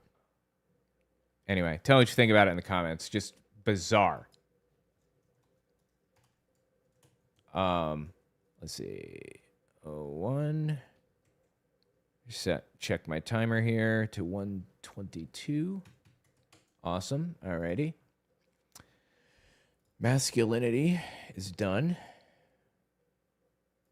Greg Locke. Talarico. All right, let's cover this other thing I wanted to hit.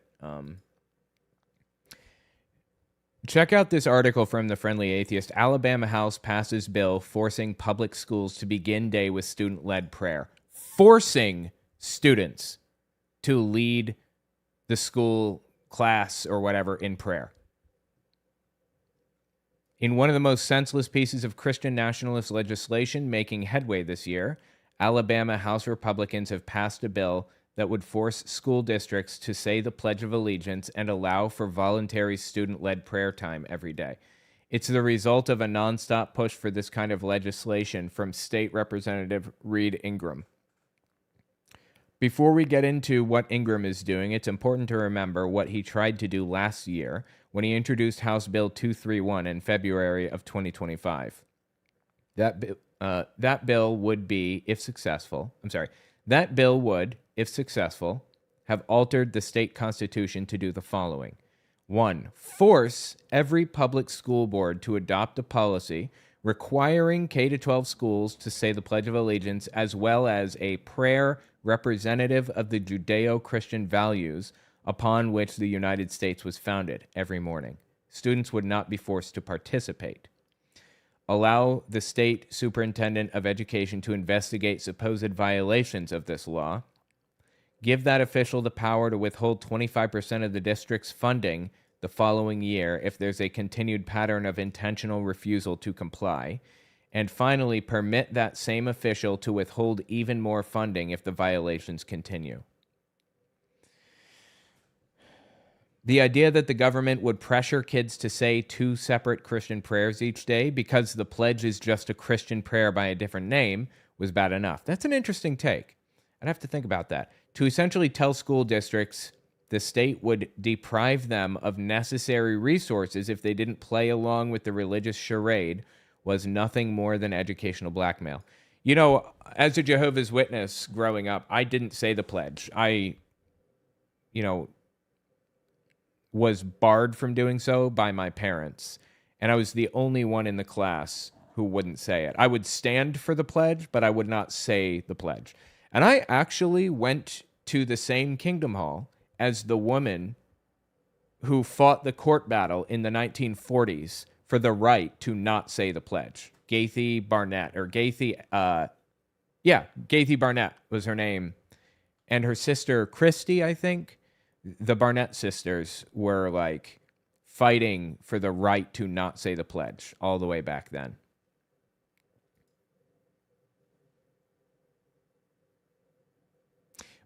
By the by, if you want to fight this bill, you can email advocacy@atheists.org.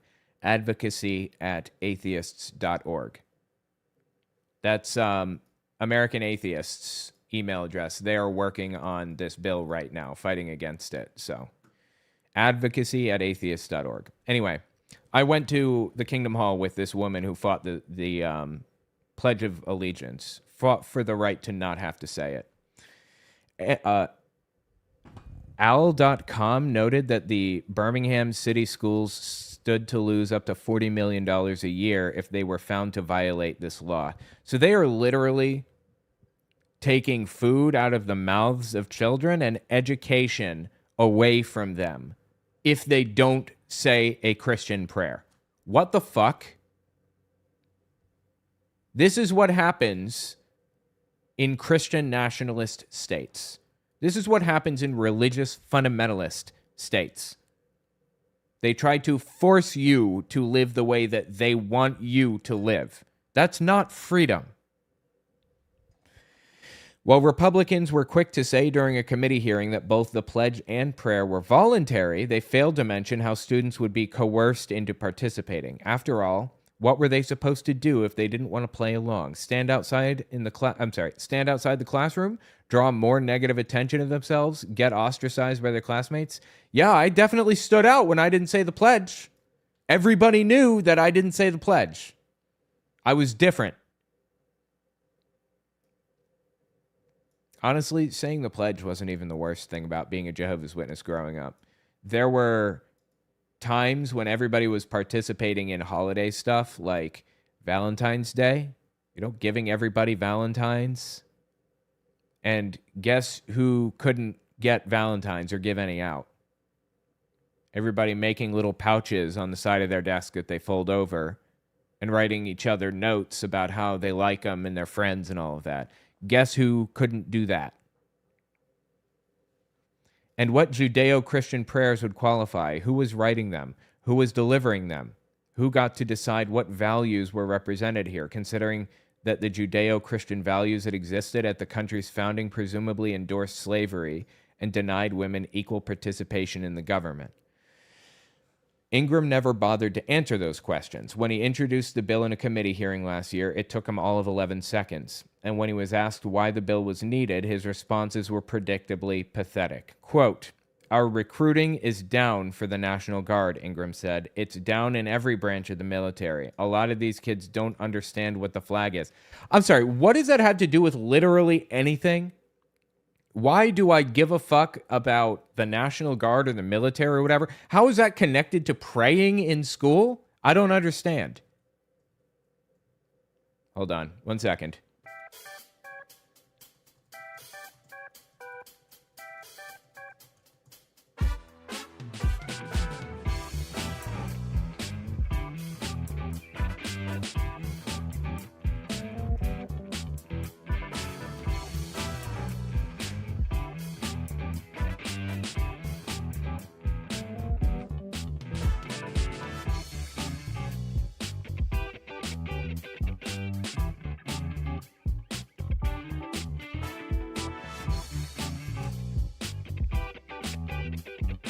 Okay, give me a second here. Hold on. I'm going to flip over for just a second. Are you coming in? Okay.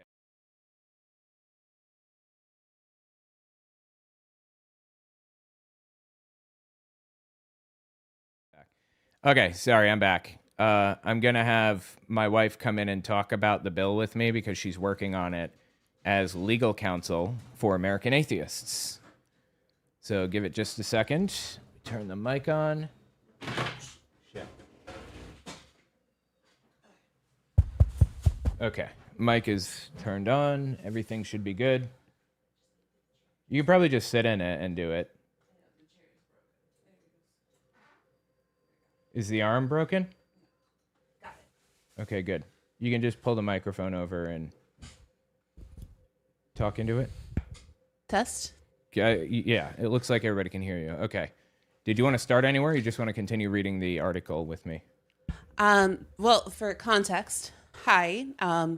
This is my wife.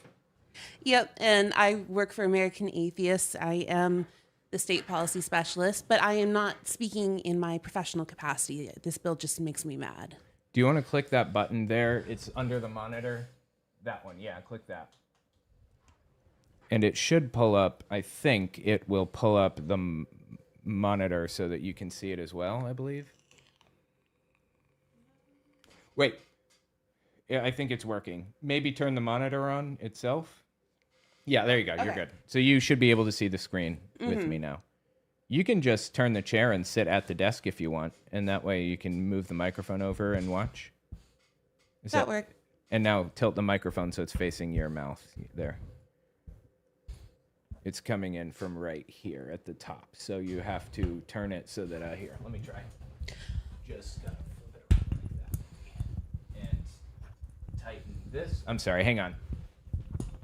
Tighten these so that it doesn't.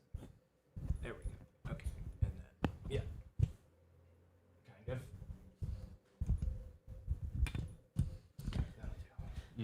You got it. Okay. Sorry, I went to law school. I'm not technologically savvy. We'll figure it out. So do you just go ahead and continue. So this is my wife, Victoria, and she works for American Atheists as the law clerk. Or I'm sorry, not as the law clerk, as their legal counsel. Counsel. State policy specialist. There you go. Did you have anything you want to say about the bill, or do you want to just read with me? Well, so I've been fighting this bill ever since it first popped up. I've been fighting it in committee, and all of the American Atheist state policy team has been working to try to mobilize against it. It's a bad bill. It's probably one of the most egregious that I've seen all year, which is saying something because I'm also working on bills in Tennessee and Florida. So if Alabama's beating those two states, you know it's bad. We were just talking about like some of the I guess some of the things in the bill. I don't know what you call them. Provisions? Yeah, provisions. That's the word. Some of the provisions in the bill, and they seem absolutely insane. Can you tell me like what the bill is exactly and what it's trying to do? I understand they're trying to force a prayer in school. Mm-hmm. And if this is can you scroll back up to the bill language? Is this it? Yep. So what this bill wants to do is it wants to submit to the ballot box. So basically when you're going to go vote in November, you'd be voting on this as well. A constitutional amendment, changing the state's constitution so that every school district has to adopt some kind of policy about prayer and about the Pledge of Allegiance. The bill sponsor in committee claimed that, the school districts could adopt a policy saying students don't have to do this. But that that's not the way it's going to fly. That the way that this is intended, they are going to try to coerce school districts into having an affirmative policy that forces these down students' throats. And if we don't stop it now, then we have an uphill battle to try to stop it at the ballot box. And that's what they're counting on. So it's gone through the House successfully and has gone to the Senate, and it's waiting in the Senate currently? Last I checked, yes. So basically, for those of you who don't know, the way that the legislative process works, you have a representative or a senator who gets a brilliant idea such as this and writes it down on a piece of paper and submits it to either the House or the Senate, whichever they serve in. Then you go through an entire process of committee hearings, like enough to make a Presbyterian proud. And I say that as a former Presbyterian, so don't come for me. And at each one of these different committee hearings, you have the opportunity to weigh in and hopefully get the committee to vote no on the bill. If they do that, it can't progress. However, this bill has made it through its committee hearings, has made it to the House floor for a vote, and had the House of Representatives vote positively for it. And which state is this again? Alabama. Oh, and by the way, I'm sorry. People say they thought your name was Rose. That was just a name that I gave for privacy or whatever, but she's a lawyer, so using your name is important in the legal field, right? Yeah, and again, for context, I don't practice in like the way that you would imagine a lawyer does. I mean, my job is about yelling at lawmakers and telling them they're stupid. I don't litigate. Anyway, you were saying? And so once a bill goes through that process in one chamber, then it goes through something that's called crossing over. That means it is submitted to the other chamber. So if it started in the House, it's submitted to the Senate and vice versa. And it has to go through this whole song and dance again with the committee hearings with the votes. And that's where this bill is at, if I remember correctly. It's at the crossover into Senate. So we still do have time to kill it. We just, it's going to be a process. Like I said before, if you guys want to contribute to this, not financially, well, that too, I guess, but you can do it by emailing what? advocacy@atheist.org. Yeah, we always need people joining the movement and working with, I mean, it may be something as simple as just like brainstorming with them or even showing up to committee meetings to testify or whatever. So, yeah. And again, I want to repeat that I'm not here in my professional context. I'm just here because this bill makes me mad. And that's just my own personal feelings about it. But the advocacy@atheist.org is an email address that comes directly to me. I care deeply about stopping this bill and several others. In Alabama, I think that we are currently hitting about 3 dozen bills at least that we're tracking in the state. And so from that perspective, I would absolutely love to hear from any of you who are willing to help fight for church-state separation in Alabama and elsewhere too. Alabama's the focus here. Yeah, again, like they have teams in many states, and if there isn't one in your state, then form one with us, with American Atheists. I'm not part of American Atheists. Anyway, let's read through a little bit more of the article and see what Hemant Mehta had to say here.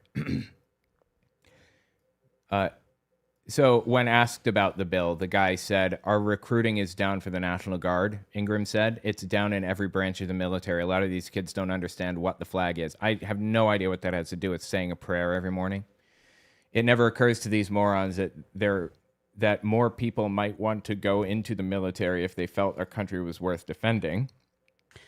And for context, this guy, Ingram, he has submitted multiple bills in Alabama this year that are pretty much identical. You also have HB, let me see if I can remember these off the top of my head. You have HB 43 and HB 511, I believe. Basically, all of them do the exact same thing, just with a slightly different wording and sent to different committees to try to see if one of them can get through. It's kind of a dirty tactic, in my opinion. But the reason I want to bring that up is because I did watch the committee hearing for one of these bills, and he said some pretty horrific things. Basically,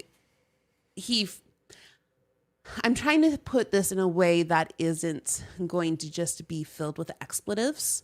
It's okay. I can mute, or I can, oh, I'm sorry. Hang on. I can duck quack it out if I need to. Okay. Well, essentially, he admitted that he wants to turn all of Alabama public schools into a recruiting ground for white Christian nationalists, that he wants to make sure that public school students are being taught about Christian prayer, Christian morals, and that he doesn't care about what happens, like as far as like what the parents care about. He wants there to be prayer in schools, and he's going to do whatever he can to get it. And it's horrifying. And what's covered in this article doesn't even get into half of what was said during this committee hearing. That doesn't surprise me. I imagine that they say all kinds of stuff in these committee hearings. They're like 2, 3, 4 hours long, right? And it's impossible to go through. In fact, that's why I wrote my app, Briefcase. I mean, I'm not selling it here or anything. I'm just very proud of it. You can type in like a link to a video and then it'll find all of the interesting spots. Anyway, that's neither here nor there. I'm trying to find the committee hearing right now, and I think I found it. Maybe I'll go through it at some point. I will tell you that his remarks were so bad that the chair of the committee, a Republican Christian woman, said that she was sick and tired of having bills attacking Alabama public schools coming before her committee, and that the worst hypocrites she's seen are those who are walking around with the cross on their neck. I believe she said something along the lines of, those who wear crosses and carry Bibles are often the worst hypocrites and demons I've ever encountered. Like almost word for word quote right there. That's awesome. I love that. That's how bad Ingram's remarks were. Let's keep reading here. The good news is that bill never went anywhere. It died before the state house could vote on it. That's why this year Ingram tried something a little more devious. He introduced 2 separate versions of the bill in different committees. That's what you're referring to there. Yep. Oh, and I did get the numbers right. Hey, look at that. Yeah, 43 and 511. They've been just seared into my brain due to sheer trauma from reading them. HB 43 was sent to the House Committee on Education Policy. HB 511 was sent to the House Committee on State Government. It was like buying 2 lottery tickets, hoping that one of them would yield a winner. According to the Alabama Reflector, Ingram said he filed HB 511 after HB 43 stalled in the House Education Policy Committee last week, even though lawmakers aren't supposed to spam the pipeline with identical bills in different committees. But he claimed he had support from his bosses.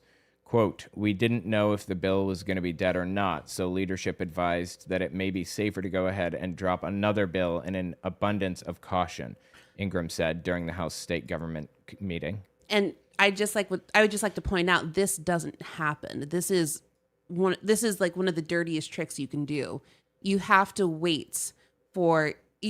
basically wait for your bill to reach a final conclusion. You can't just say, oh, yeah, you know what? To maximize my chances, I'm going to submit a version to every committee. There is a way that representatives and senators can do something similar by introducing what are called companion bills. They're the same exact bill, just in different chambers, seeing if one gains traction. But that's not what, while that is a normal occurrence, this is not. I really want to underline that. What a colossal scumbag. The gambit appears to have paid off, though, because the House Committee on State Government supported HB 511, and the bill just passed through the full House. The silver lining is that some important revisions were made first. The original version of HB 511, as proposed by Ingram, would alter the state constitution to do everything he wanted last year, but he backed off a bit. This time around, districts would merely be allowed to adopt a prayer policy that would require schools to offer a period of prayer and reading of the Bible or other religious text on each school day outside of instructional time. All participants would need to submit a signed parental consent form. And I want to emphasize that the allowed, that's not what this actually would do. He said in committee hearings that he wants to force school districts to adopt a policy on this, and that in his ideal world, he would withhold over a quarter of school funding if these school districts did not adopt a policy. That was amended out, if I remember correctly, but according to this, it's still in. Okay. Well, in that case, it was amended. It was amended out of one of the versions. Like I said, there's a lot going on in Alabama, but really, what he's trying to do is use the power of the state government to coerce local school districts into doing what he wants, or else have students pay the price. I'm wondering, I'm sorry, I had a question about this, but I don't remember what it was, so never mind. Anyway, all right, let's keep reading. That's still a problem, though, because if those prayer times are adopted, what the hell should students do if their parents don't sign a consent form or they feel pressured to participate? Where do they go? Who chooses the readings? And another problem that you'll find out when you have kids is that you have to sign like 1 billion forms at the beginning of the year. And after like the 1,700,635,000th form you fill out, you kind of stop reading it a little bit. I've been reading all of them, and there's been some stuff that I didn't want to sign, like a media consent form. Can they use your kid's face on like their social media websites or whatever? I didn't want to sign that, but they like coerced me into it. Basically, they said, if you don't, then she can't go on these field trips or do this or that or whatever. They like to kind of push you into things, And Ingram actually addressed some of this in one of the committee hearings for one of the versions of his bills. He said something along the lines of, we will just have like students go to a different room, like basically being so like singled out and isolated. And he said that it was important that these policies be enacted because a lot of students don't get enough Jesus at home. That's, again, almost a word for word quote. This was a couple weeks ago, so I'm remembering as best I can. Trust me, from personal experience as an ex-Jehovah's Witness, it's not a good idea to single students out that way. And the problem is that Jesus doesn't belong in schools. Like, you don't need Jesus in schools. If you want your kid to learn about Jesus, take them to church after school. He's trying to force a Christian nation on us with things like this. This is as bad as Dusty Deaver's stupid bills. You know Deavers? Oh, yeah. Okay. Love them. And I'd like to emphasize, there's also the option of just sending your children to private school. If you want them to have a religious education, that is what private schools are for. Public schools are meant to serve every single child, regardless of their background. And they're not meant to be any kind of like indoctrination center for white Christian nationalists. But they want all the indoctrination of a private religious school, but without any of the informed consent from parents who choose to send their children to those schools. And I talked about this previously. I really want to get through this article, but just like this website that I built, you can go to the Data Explorer and compare religiosity with different trends. Like, let's see, adult obesity rate maps almost 1-to-1 over the religiosity of any state. And the 2024 election results, you can see like this whole area down here in the Bible Belt is the sickest, the heaviest, the fewest unions, the most religious, the lowest median household income. The more religion, the more extreme religion gets, the worse people's lives get. Anyway, yeah, let's continue with the bill.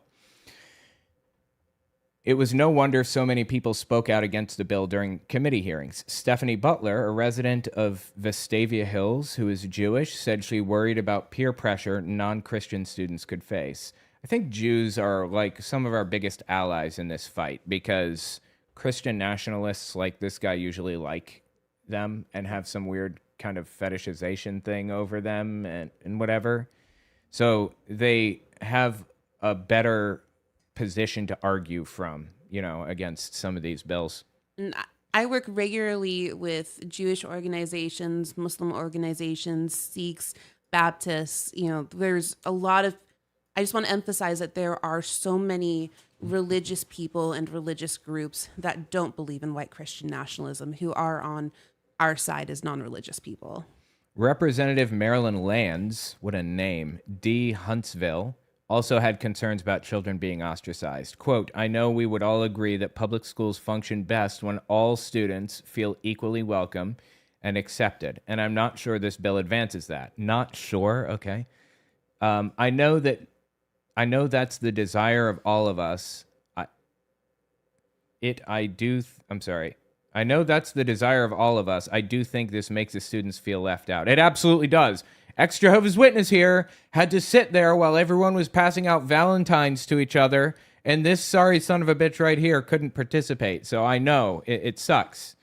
Ingram said he doesn't believe the bill will cause harm to students who aren't Christian. It doesn't say we've got to talk about Jesus, Ingram said. It's non-denominational prayer, yeah. And if it's a Jewish school, then that's what they're going to go by. That's the problem. We don't want to separate students' education into Jewish and Christian and Muslim or whatever. Schools should be about educating children, reading, writing, and arithmetic, the 3 R's, as they say, and science. We should throw science in there too. The point is, students should be learning about that and only that. If you want to teach them about Jesus, then teach them about Jesus. But there should be a baseline that every student in the country gets. I want to emphasize, too, that public education is how we preserve our democracy, making sure that all students have the foundational knowledge they need to be able to make, informed choices as adults, to have the critical thinking skills they need to participate in democracy. That is how we keep our country secular. That's how we keep our country out of the hands of white Christian nationalists. And that is why they're going after public schools, because that is the last public good that exists that serves, or at least ostensibly serves, every single person in the country. Don't you worry. We've got Linda McMahon on the case. She'll help. She'll fix it for us. The Secretary of Education. By the way, you can scroll with this. Oh, probably not that. You can scroll with. Yeah, you can scroll with this keyboard if you want to, with the arrows. Okay. And there's a little mouse on there too. It's up to you if you want to use it, but all right. We're talking about public schools here, says the article. They shouldn't be religious at all. And even if this bill didn't specifically mention Jesus, this is Alabama. Nearly all of the religious readings would be inevitably Christian. Eventually, though, after a series of amendments, Republicans settled on a version of the bill that was slightly less awful. It would still force every public school board to adopt a policy requiring K-12 schools to say the Pledge of Allegiance. Those students would not be forced to participate. I don't know how, you can't have compelled speech. It just blows me away that these people aren't even trying to represent, or trying to follow the Constitution anymore. But even that raises questions because, But even that raises questions because student-initiated Christian prayers have no place in the school day. Remember, students are already allowed to pray on their own whenever they want. This would be nothing more than a permitted disruption after the first period bell rings. Another big change. In this version of the bill, while local superintendents of education could investigate supposed violations of this law, there's no longer any financial penalty for refusing to comply. Okay, so they did remove it, I guess. They removed that. The thing is, though, while it's good that they wouldn't be targeting a quarter of the school district's funding, that removal actually makes it a little bit more difficult for us to fight back against this because it removes some of the teeth of this bill. It gives us less leverage to work with the lawmakers who may not be on our side initially. And that's why it's even more important that we're showing up, especially as non-religious people, to show that we not only disagree with this type of legislation, but that we stand for the public education of all, regardless of religious background.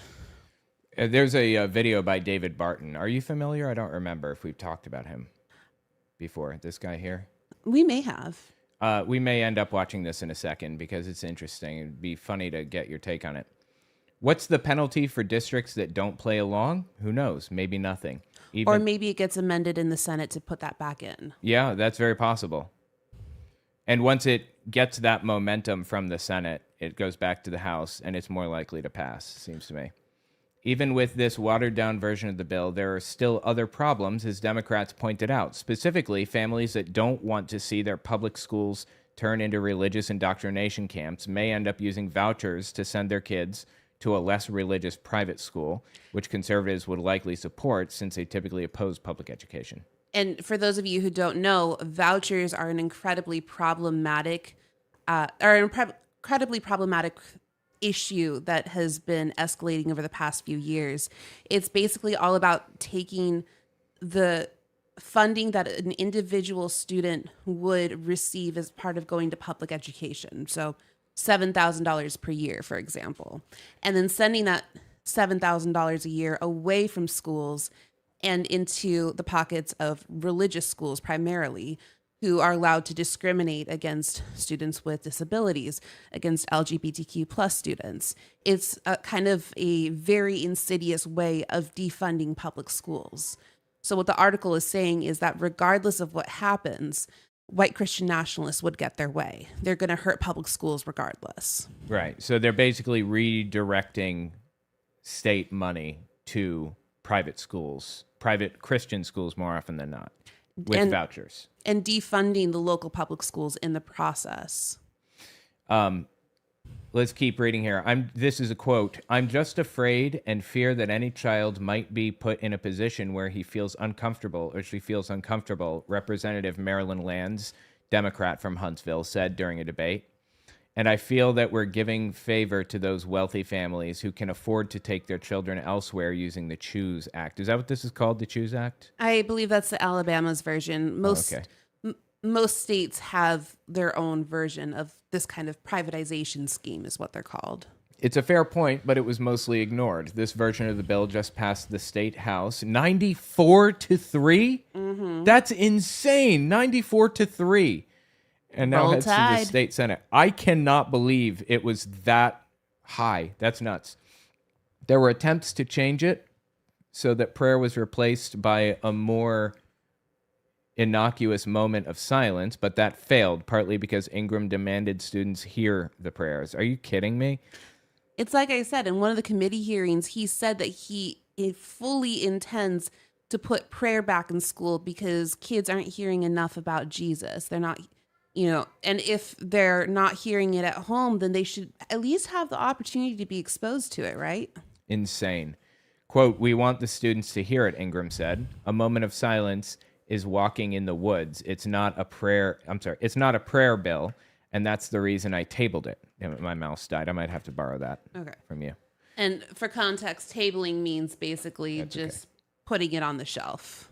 Whatever happened to giving kids the option not to participate? Ironically, when one lawmaker offered an amendment requiring private schools that receive public funding via vouchers to be subject to these measures, Ingram shot it down for a rather interesting reason. Quote, "We have private schools that are from Korean schools and other countries, and I don't think it's mandated." Quit it!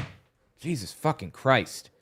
"We have private schools that are from Korean schools and other countries, and I don't think it's mandated that we're going to mandate them to say our pledge." Okay. Well, for context, too, it gets a little bit more tricky when we're talking private schools.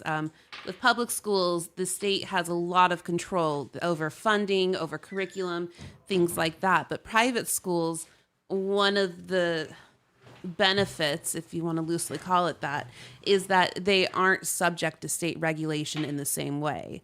So I would take what he's saying with a grain of salt. I think that more of what he's worried about is if he tries to include a regulation for private schools, then all of a sudden he's going to get the necessary political backlash to squash the bill. Prayer would be great, but most of the time they have different beliefs, and we don't want to force that on somebody from a different country. Oh, my God. Oh, so if people from other countries have different beliefs, then it's not okay to shove Christianity down their throats. A wonderful admission. If only Ingram understood that English-speaking students also have a variety of religious views. Yet despite all the pushback, Ingram insisted this wasn't about forcing religion on anyone. Quote, "I'm not trying to cram religion down anyone's throat or make it to where they're mandated to do anything." Obviously he is. Ingram said after the bill passed, "A lot of times kids don't have the option to pray and they don't know what prayer means." They have the option to pray. They've always had the option to pray. And I'd like to point out some of the underlying thought process here for him. You notice how he said that we don't want to force beliefs down people's throats from other countries because they have different beliefs. That's not all of a sudden an appeal to trying to protect immigrants' rights. You know that that's not it. What he's instead saying is kind of more like what you would find with the Cold War, that to be American is to be religious, and more specifically, to be American is to be his version of Christianity. So it's okay for us as Americans to have this kind of religious indoctrination pushed upon our children, because that's what will make them a true American. But because he doesn't see immigrants as being true Americans, then in addition to wanting to make sure he's not getting the political backlash, he also doesn't see the need to indoctrinate their children because they're not real Americans. There's a lot of like really horrific, racist undertones. Yeah, I was about to go off on another string of expletives, so I was trying to catch myself. But yeah, basically, it's repackaged xenophobia from the 1950s mixed with, trying to maneuver the political landscape.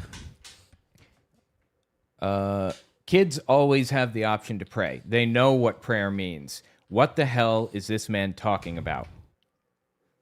That I said this before, but there's nothing ethical or legal about any of this. It's a constitutional crisis waiting to happen, and it's a problem the Republicans want to create because the alternative could be doing something to actually improve public education. There are many, many steps before this bill becomes a part of the state constitution, but let's be clear.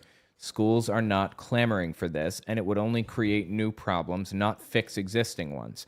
This is nothing more than a desperate attempt to shove Christianity into classrooms by wasting time and alienating a large population of students.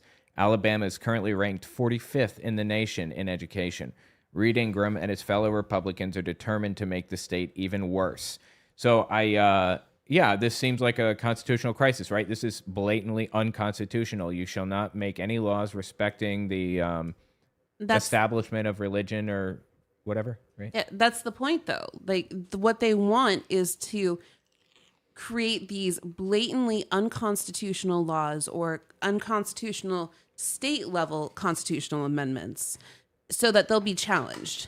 And then they can go up to the Supreme Court, who has basically ruled in favor of white Christian nationalists every single opportunity they've been given.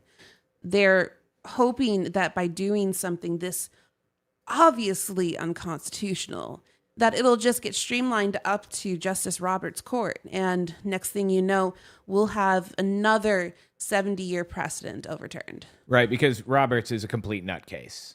And if I'm not mistaken, I believe back in 2005 or something, Roberts said something about basically turning the country Christian nationalist. Like, that was his whole goal all along. And he seems to be kind of a moderate/swing vote on a lot of things that matter right now to some degree. But I believe that anything religious that comes across the court's desk is absolutely going to go the wrong way, if for no other reason than because that's what he wants. Oh, yeah. And also, don't forget that, if I'm not mistaken, John Roberts decides which cases the court hears, right? So, like, all of these really bad cases, even the ones that he voted against on the court, he chose as the Chief Justice which cases would be heard in the first place. Andrew Seidel wrote a very, very interesting book about this if you want to learn more. I don't remember the title off the top of my head. I remember the book cover's read, though. And he talks about how the Supreme Court under Justice Roberts has basically been the most fertile ground for white Christian nationalists, maybe even since the 1950s or before. It's pretty horrific. And while Roberts wants to maybe, present himself as a moderate, he's really more of a boil the frog type of person, where he believes in incrementally killing off our fundamental rights, as opposed to Alito and Thomas. That makes sense. Now, this is David Barton. You are not familiar? I don't recognize the face. He's a Christian nationalist, calls himself a constitutional scholar and expert, when actually he has a bachelor's degree from Liberty University in, I'm not even sure what, religious studies or something. Anyway, he's written a bunch of books. Actually, he invented terms that Christian nationalists use today. Like, have you heard the Black Robe Regiment before? Mm-hmm. That was him. He invented that. Like, he wrote about a group of pastors during the Revolutionary War who would preach to their congregations and then pull off their black robes, and under their robes were military greaves or whatever. And he would, and they would take their congregation out back of the church to teach them how to like shoot guns and stuff to fight in the Revolutionary War. Completely America. Fabricated. That literally never happened ever. And the term Black Robe Regiment didn't exist until his book in 1997. Like, you can look at Google's words or whatever, you know, Google Words, where you can look at the use of different terms over time. It didn't appear until his book. So anyway, this is his, oh yeah, and you know what else he's famous for? He started a Ted Cruz super PAC in 2016 and became like the head of it. And when Ted Cruz lost the primary, it went to Donald Trump. And he is now the head of one of, if not the largest, Donald Trump super PACs. Fascinatingly. So he's a fabulous guy. Yes, absolutely. So listen to this. He's about to tell children how to pray in schools. So say there's some religious activity in public. Maybe somebody wants to pray. Oh, you can't hear it, can you? No, I can't. I'm just sorry. sitting here watching his lips. There are headphones. Do you see the headphones? These things? Yes. Put those puppies in, see if you can hear it. Go ahead and put it in, and can you hear So it? say there's some religious activity in public. No. Maybe somebody wants to Is it pray over audible? their lunch at school and they're told they can't do that. No. It's not? Mm-mm.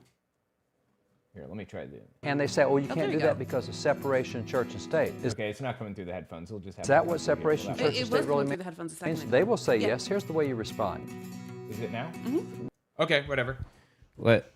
I don't know why it started working, but all right. Let's listen to this. So say there's some religious activity in public. Maybe somebody wants to pray over their lunch at school and they're told they can't do that.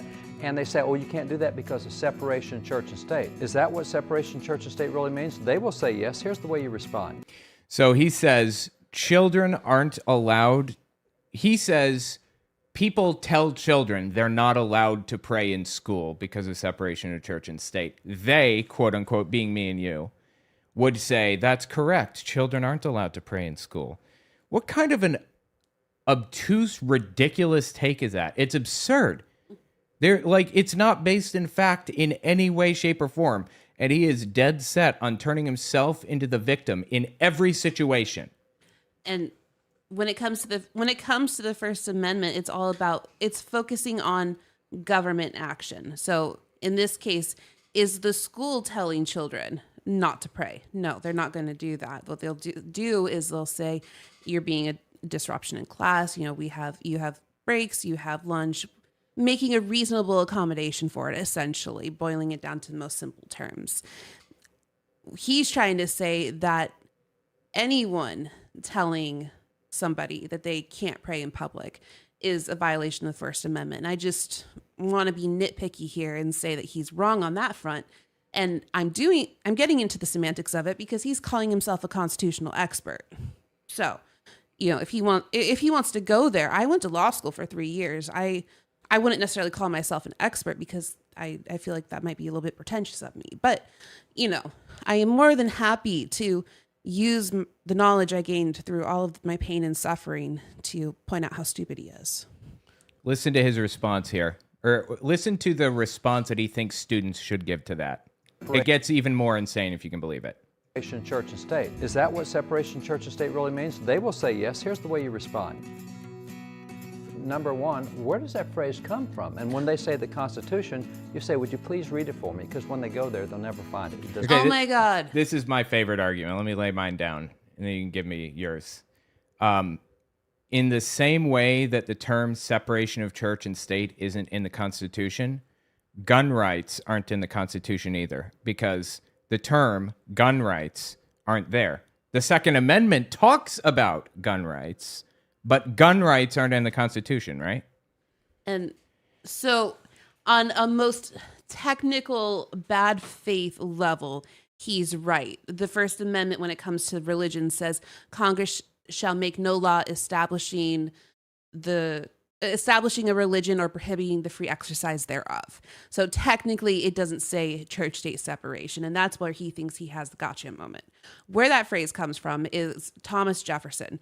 in his letter to the Danbury Baptist Church, he's talking about how there needs to be a wall of separation between religion and the government. And that has been the basis for interpreting what's the religion clauses, those two phrases from the First Amendment.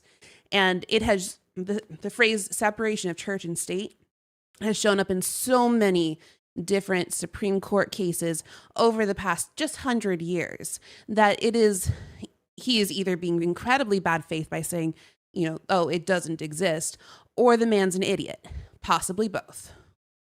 One of his favorite tactics to use is, if precedent was set recently, he says, well, why do we do it that way now? Like, they didn't do that a long time ago. And if it's really old, he'll say, that's so outdated. We need to update our way of doing things. That you can never win with this dude. There is no logical or moral consistency to be found. Everything he says and does is intended to bend the legal and moral framework of the United States in his direction, even if that's bad faith and lies all the way down.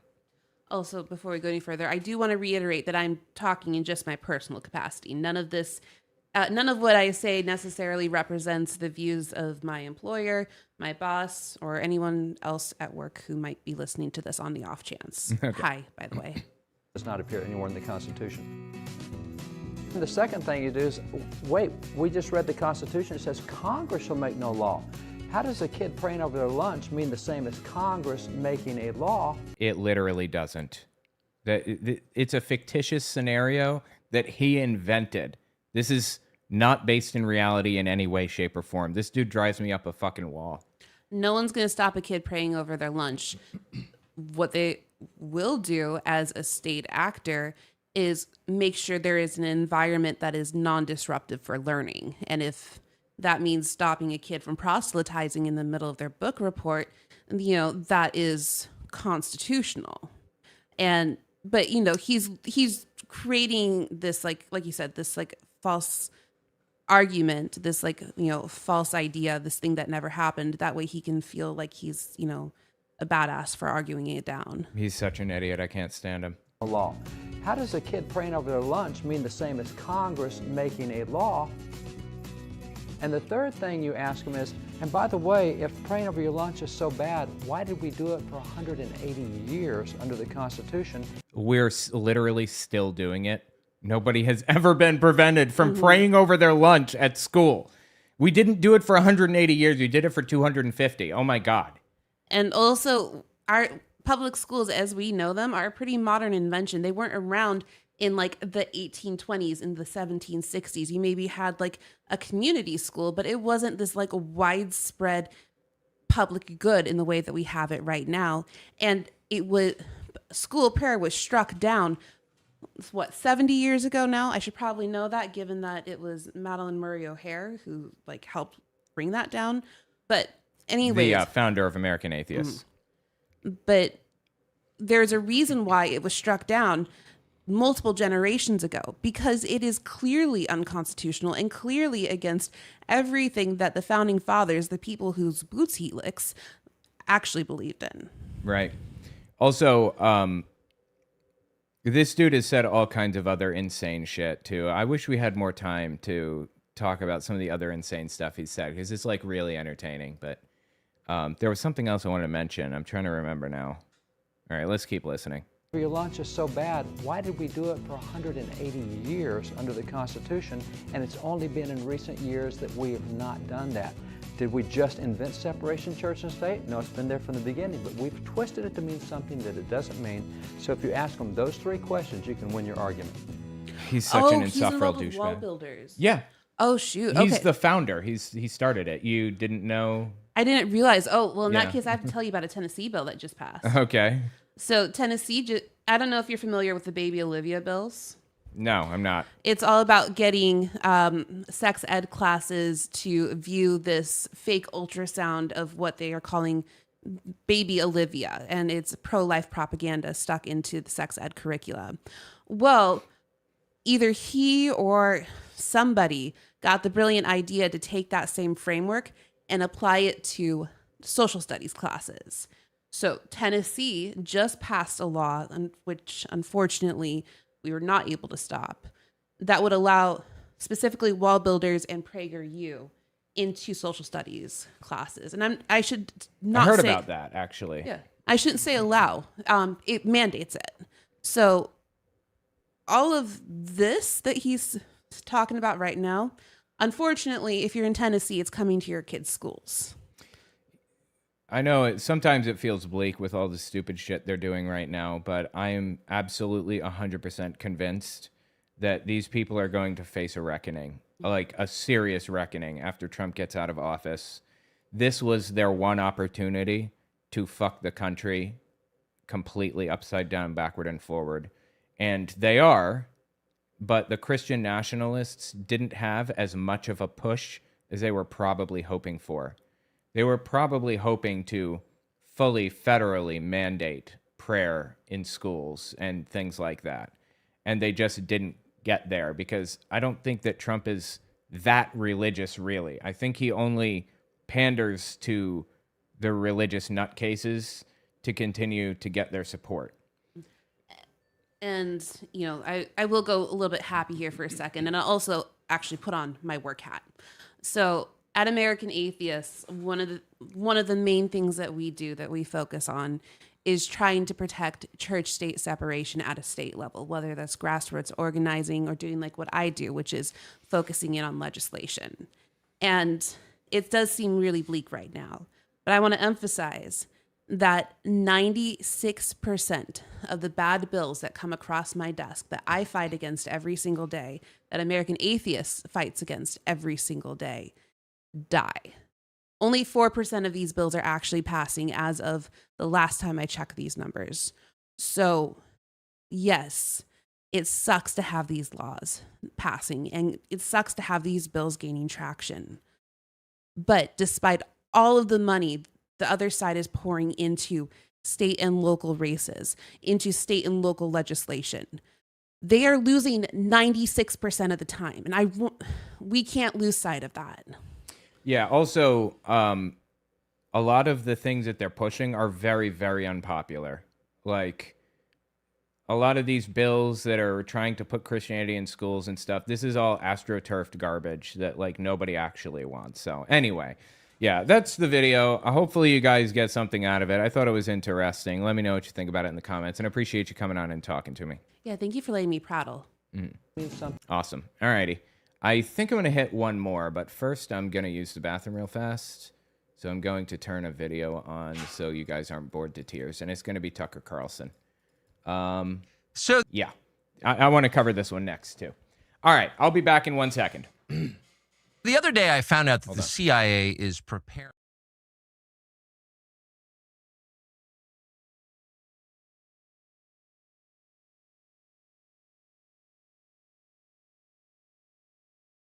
on before the war. They read my texts. So the crime under consideration apparently would be the Foreign Agent Act or something like that, acting as an agent of a foreign power. And I don't expect this to go anywhere. I'm not too worried about an actual criminal case against me for a bunch of reasons. One, I'm not an agent of a foreign power.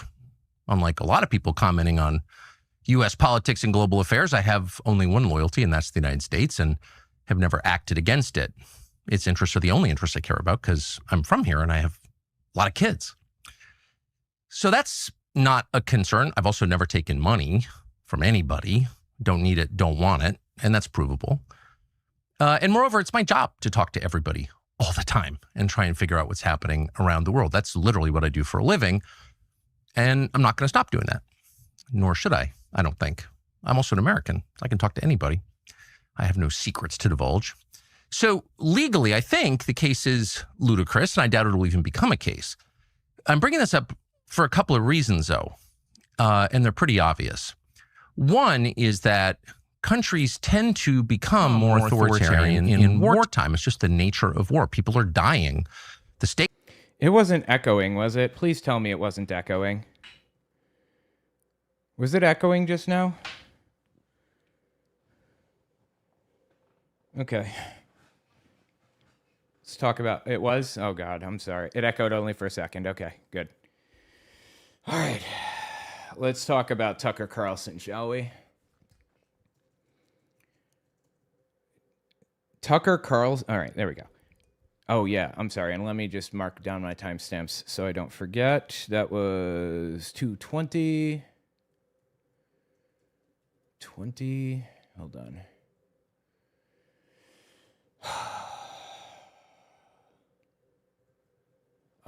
Tucker Carlson, Alabama bill. 0122. That was a long video. That's okay. All right. Tucker Carlson claims that he's being targeted by the Department of Justice for aiding terrorists or something. Something I've learned about Tucker Carlson, you got to take everything he says with a grain of salt. He's not trustworthy at all. You can't know for sure if he's just fabricating things right out of the ether. But I wouldn't put it past the Trump administration. Just listen to what he says here. Against me. So the other day I found out that the CIA is preparing some kind of criminal referral against me, a crime report to the Department of Justice on the basis of a supposed crime I committed. What's that crime? Well, talking to people in Iran before the war. They read my texts. So the crime under consideration apparently would be the Foreign Agent Act or something like that, acting as an agent of a foreign power. Well, that's fascinating if it's real. Again, I don't trust a word out of his mouth, but I wouldn't be surprised. I don't think he's an agent of Iran, obviously, but he's most definitely very clearly an agent of Russia, right? I think we can all say that without a shadow of a doubt. I mean, at the height of the Ukraine war, when everybody hated Russia and supported Ukraine fully, Russia, he went to Russia and did a fluff piece for them, where he went shopping in one of their grocery stores and said, check it out, you can get this cart with a quarter, and you put the quarter in and you get the cart, and then when you return the cart, you get the quarter back. It was so incredibly stupid. And that is his legacy to me, an operative for a foreign power. But not Iran. That's a little far-fetched. And I don't expect this to go anywhere. I'm not too worried about an actual criminal case against me for a bunch of reasons. One, I'm not an agent of a foreign power. Unlike a lot of people commenting on U.S. politics and global affairs, I have only one loyalty, and that's the United States, and have never acted against it. Please. Everybody knows that he worked in favor of Russia and against the United States interests. Its interests are the only interests I care about because I'm from here and I have a lot of kids. So that's not a concern. I've also never taken money from anybody. That's just a flat out fucking lie. Also, did you notice what he said? And I have kids. That's a little dog whistle for you. White nationalists believe you should have a stake in the future if you are allowed to, or white nationalists say you shouldn't be allowed to vote unless you have a stake in the future, i.e., if you're white and you have children here, then you should be allowed to vote. Don't need it, don't want it, and that's provable.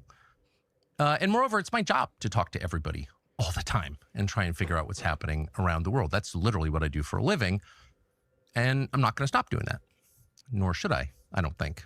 I'm also an American. I can talk to anybody. I have no secrets to divulge. Okay. I mean, his dad was an ambassador, so yeah. So legally, I think the case is ludicrous, and I doubt it'll even become a case.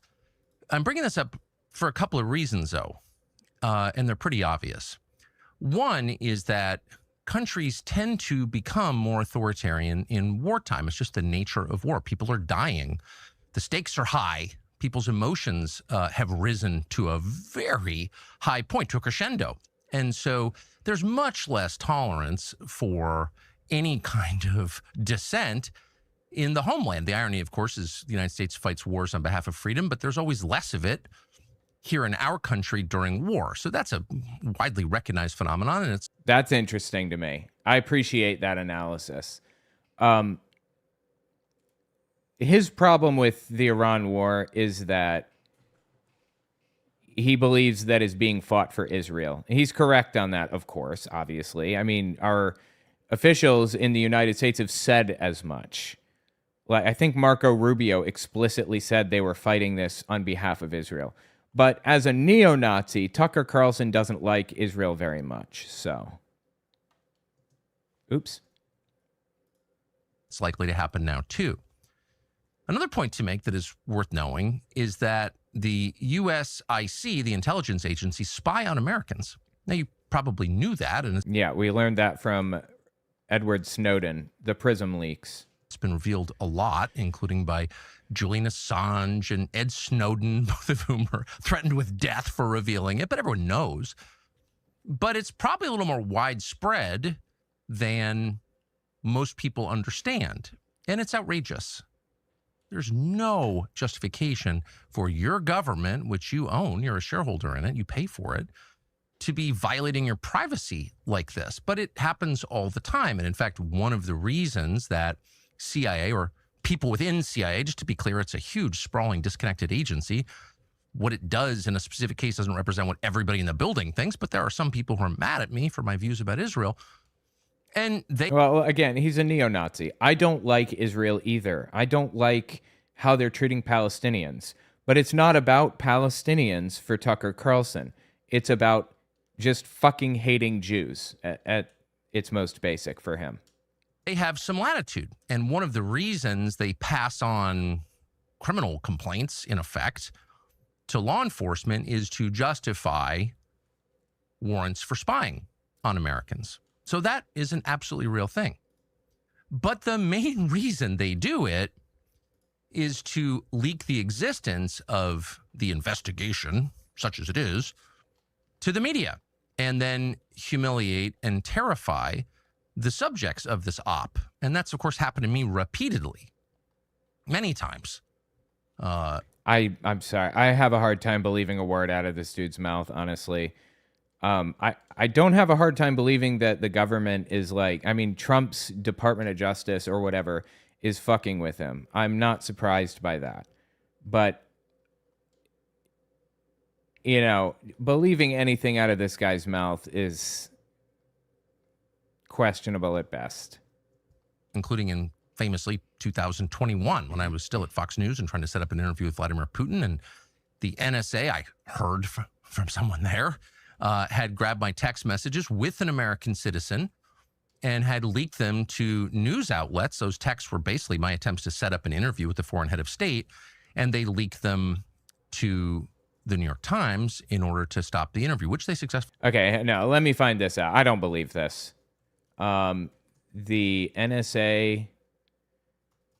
his texts in 2021 trying to set up an interview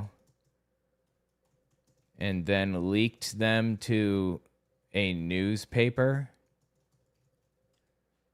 I'm very skeptical of this, if for no other reason than because it's coming from Tucker Carlson, of all people. All right, let me check the super chat. So if I work like crazy and get buffed as anything and get an 8-pack, I get fired. Man, that's stupid, right? I appreciate that super chat. Also, these guys are feeding into guys who think they need to prove to themselves that they can be strong, but their version of strength is also stupid. I was so confused by that Manosphere video. Like, what the fuck? 3X Trump supporters got to prove their loyalty. Yeah, I appreciate the super chats, everybody, very much, really. Also, check out my Patreon. It would mean a lot to me. owenmorgan.com/Patreon or patreon.com/telltaleatheist. Both of them take you to the same place. Here's what's actually established with Tucker Carlson. Carlson was indeed talking to U.S.-based Kremlin intermediaries about setting up a Putin interview, and U.S. government officials did learn about the outreach. An internal NSA review reportedly confirmed that Carlson was mentioned in communications between third parties, and his name was subsequently revealed through unmasking, a process where relevant government officials can reveal the identity of a U.S. citizen captured incidentally in foreign surveillance. The NSA issued a rare public statement denying that Carlson was an intelligence target, but did not deny that his communications were incidentally collected. Okay, so this is exactly what happened to Trump, actually. In 2016, Donald Trump, the NSA and the CIA are monitoring known spies in the United States. Like people who work for Russia and are trying to get into like these spheres and get to know these people and stuff for foreign intelligence gathering purposes. And Donald Trump's team starts calling them. Like they're listening and they hear like Don Jr. on the phone with Russian spies. It's like, what the hell's going on here? This is how the whole Russia investigation exploded in the first place. Additionally, Tucker Carlson was swept up in the exact same way. They didn't steal your texts. They weren't monitoring you, Tucker. They were monitoring known Russian spies, and you were calling them. I would love to know why.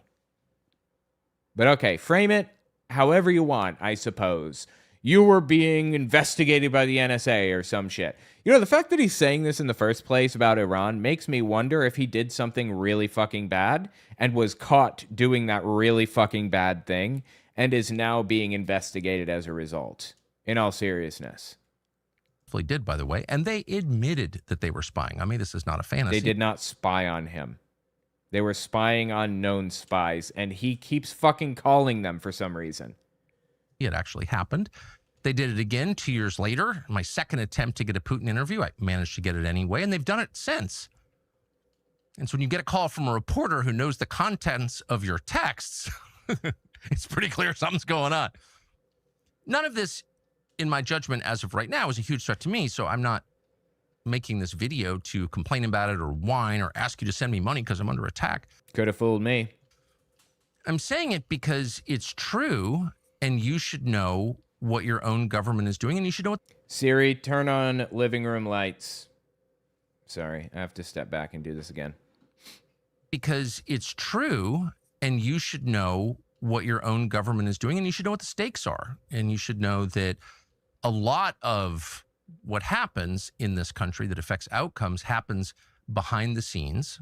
Some of it is legal, some of it is not, including what I'm describing now. He's so full of shit. But it has an effect. And the intel agencies, again, not everyone in the intel agencies, because there are decent, hardworking Americans who work in the intel agencies are Americans, just like there are decent, hardworking Americans who work at the DMV. But there are also people with agendas and grudges and no sense of restraint who are happy to misuse the power they have, granted them by our elaborate secrecy laws, to hurt fellow Americans for ideological reasons. That is entirely real. That's the story of Russiagate. And it's likely that things like that will begin to happen at greater scale now. So you should just know that going forward. Thanks. That was the end. Wow. Interesting. Yeah, I mean, he's correct in that he said wartime sees more authoritarianism in government every time. That's just how it works, for better or worse. Well, for worse, always. But it's fascinating to me that he's trying to make himself a victim all over again. Tell me what you think about it in the comments. He's a complete scumbag, dude. Did I have something about this? Oh, yes. I wanted to look at what Patriots.win had to say about this. Patriots.win is basically the old r/the Donald subreddit. They were banned for being too extreme from Reddit, and they created their own website. It was the Donald.win first, and they lost rights to the domain name, middle. It's now Patriots.win. And there are no lines. This is an extremist cell. They are the most extreme of the most extreme. And I just want to kind of glance through. We'll probably see slurs, and we'll probably see all kinds of insane Nazi shit. But it's worth kind of glancing through and seeing what they have to say here.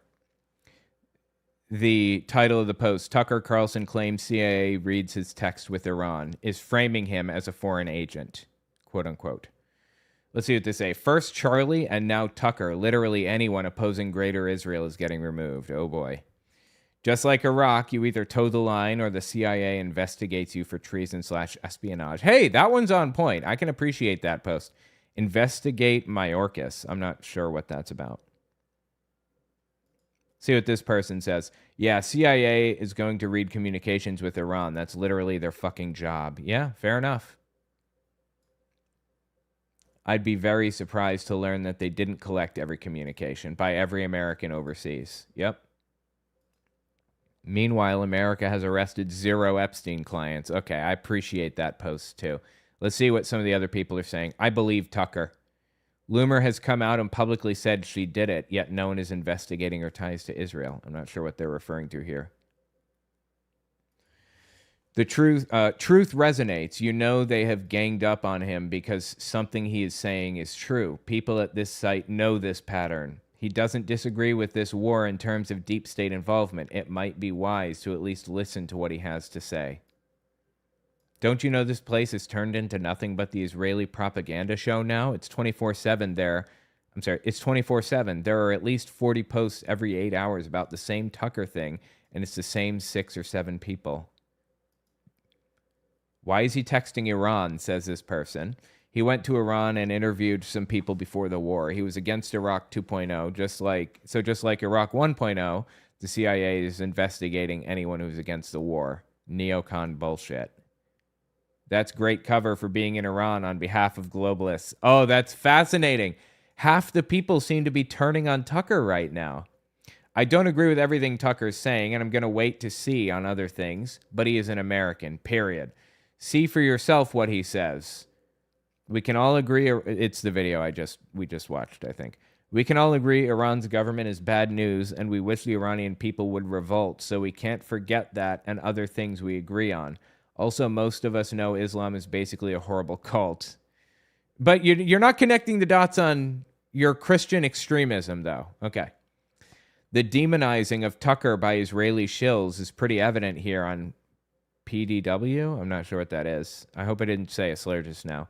And they are not American, and they do not put America first, as normal and expected.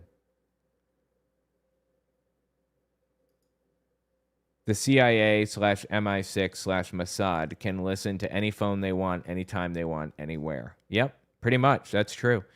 Something we already know, and so does Tucker after the signal message debacle.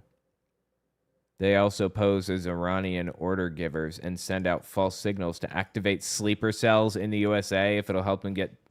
Oh my God, dude. These people live in a fucking fantasy land. You know, under George Bush, I wasn't really politically active or paying any attention at all because I was too young under Bush, but they had this, what do you call it, like a sign or a marker or whatever. It was a terrorism meter, and it went from like green to yellow to blue to red or something like that. And they would change that marker. How likely is it that you're going to experience a terrorist attack in the United States? And when Bush got into some ridiculous scandal, he just bumped that up to red.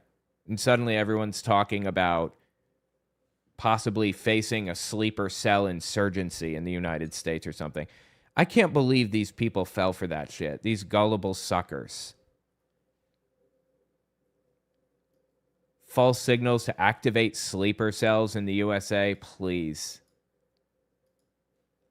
First hint was Mark Levin was mentioned. This is bullshit.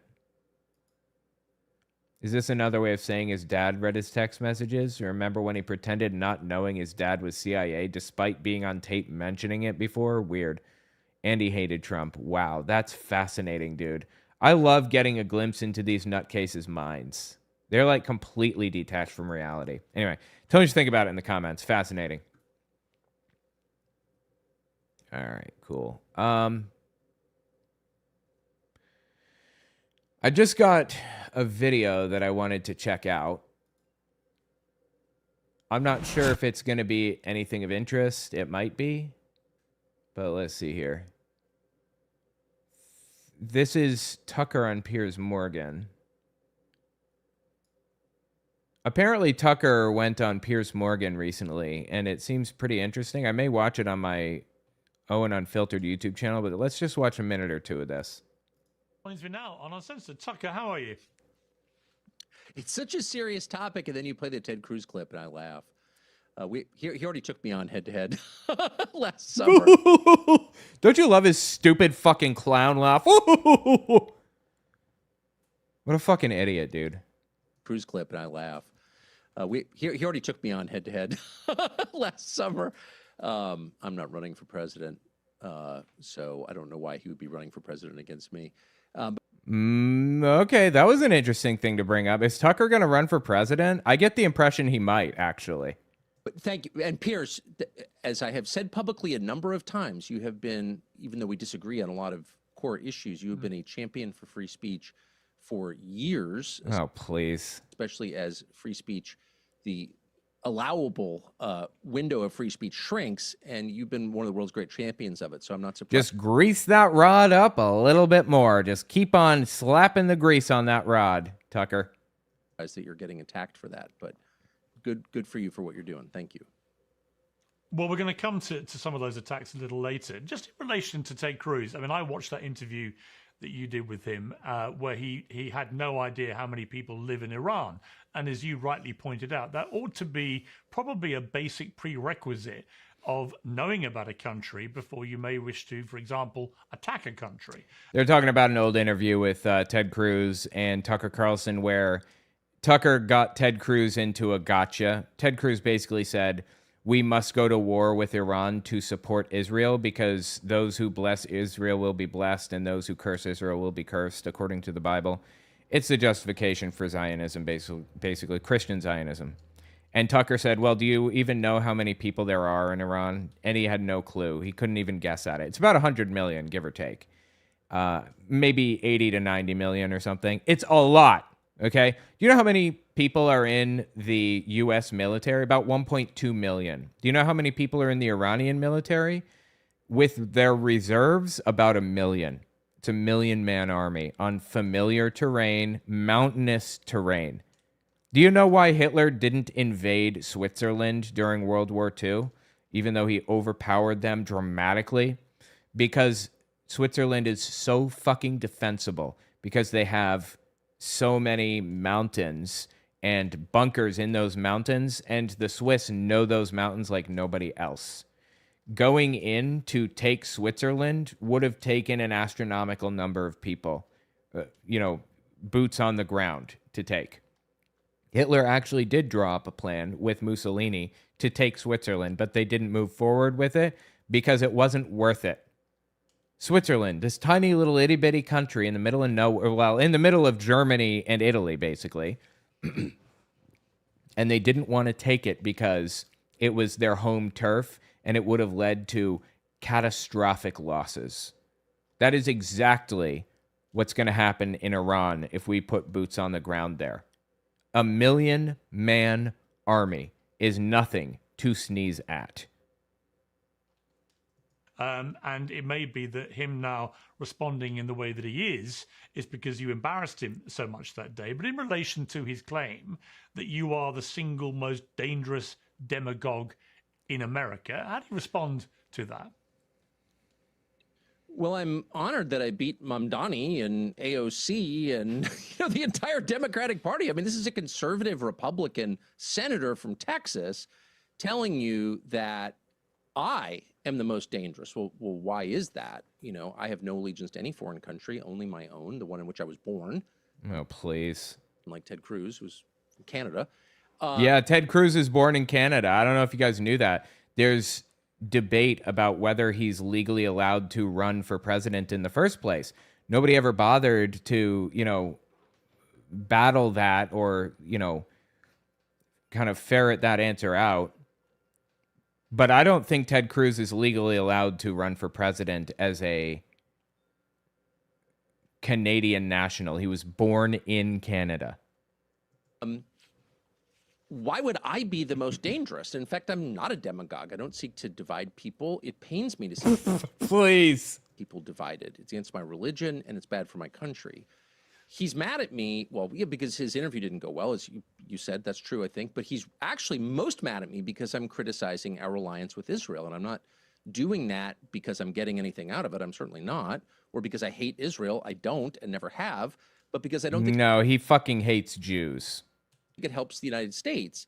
And I've been saying that for the last year to increasing irritation from agents of Israel like Ted Cruz. And now this war kind of proves the point. Unfortunately, I wish we hadn't come to this, but this is so destructive to American national interest that it's hard to believe destroying American national interest, weakening the United States, wasn't part of the point. How could it not have been? And the last point I would make about relevant knowledge of a country you seek to overthrow is that, like, looking at maps doesn't tell you the whole story, but it tells you part of the story. And at the eastern end of the Persian Gulf is a strait called Hormuz, through which 20% of the world's energy flows, and a huge percentage of its fertilizer and sulfur and petrochemicals and things that we need for civilization. And if you shut that down, the world economy tanks. And by the way, which is what they've done, by the way. I'm sure, you know, you guys probably heard, but that was Iran's primary threat. They would shut down the Strait of Hormuz. 20% of the world's oil reserves go through the Strait of Hormuz. And Iran, true to form, lived up to their promise of closing the strait. They're laying mines in the Strait of Hormuz. And apparently the Trump administration did not consider that possibility. Like, what the fuck is wrong with you? If you take out the government that controls one half of that strait, and that government is replaced by warring tribes, a civil war, then you open it up to piracy. And anybody with a $400 drone can prevent an oil tanker from getting through the strait. So chaos is actually the enemy of commerce, as are, you know, terrorist regimes. But chaos is actually even more of a threat because you cannot meaningfully negotiate with pirates, even with the Houthis. So totally. Yeah, that's true. I agree. Like, what was the plan? What was the plan to overthrow the government of Iran or even attack it in a meaningful way there was no plan, without jeopardizing core American interests? And the answer is there never was a plan, because the people who thought this up don't care about core American interests. And the net effect is to hand the Middle East to the Chinese, which is what is in process of happening. And I hope... I'm sorry, what? Hand the Middle East to the Chinese? I'm confused. For the sake of the United States and the world, that we can stop that. But the truth is, our real allies in the region are the 6 Gulf monarchies that control a lot of the world's energy. And by the way, they're pro-American and decent people, as you know, because you and I had lunch there. This is a nice part of the world. It's being destroyed. Yeah, these are our allies. We have bases in these countries for a reason, not just to protect Israel, but to protect the Straits of Hormuz. We haven't been able to defend these countries to the extent that I think they thought we would be able to. We've moved a lot of the anti-missile defense that might have protected them to Israel. And so for them, at the end of all of this, the question is going to be, do we allow the Americans to come back and occupy bases on the Persian Gulf? What's in it for us? We just got bombed for it. No one protected us. Our energy infrastructure is damaged.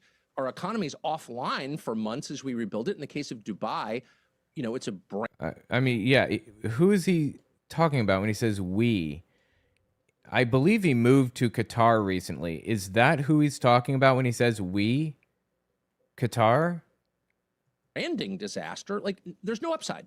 And so at that point, the Chinese, the world's largest economy, kind of sat this out on the sidelines, said basically nothing, may be called on to negotiate some kind of peaceful resolution to this. The Chinese, not the U.S., the Chinese. And then it naturally follows that China, which is the largest trading partner of every country on both sides of the Persian Gulf, would become the dominant power in the Persian Gulf. It would become Chinese. So, like... where is he getting this? This is fucking delusion, dude. Like, this is fear-mongering garbage. Do you know what we could do to hand power to the Chinese? Exactly what we're doing. Wreaking havoc all over the world. As we're spending gross amounts of fucking money on waging a war in the Middle East for absolutely no fucking reason, as we're pouring money into tax cuts and funding ICE and all of that other shit, as that's happening, China is pouring their money into, well, mass surveillance, which is not fantastic, and improving their infrastructure, building out, using AI and robots for things. You know what happens when you go to a hotel in China? They have robots carrying around towels and stuff for people.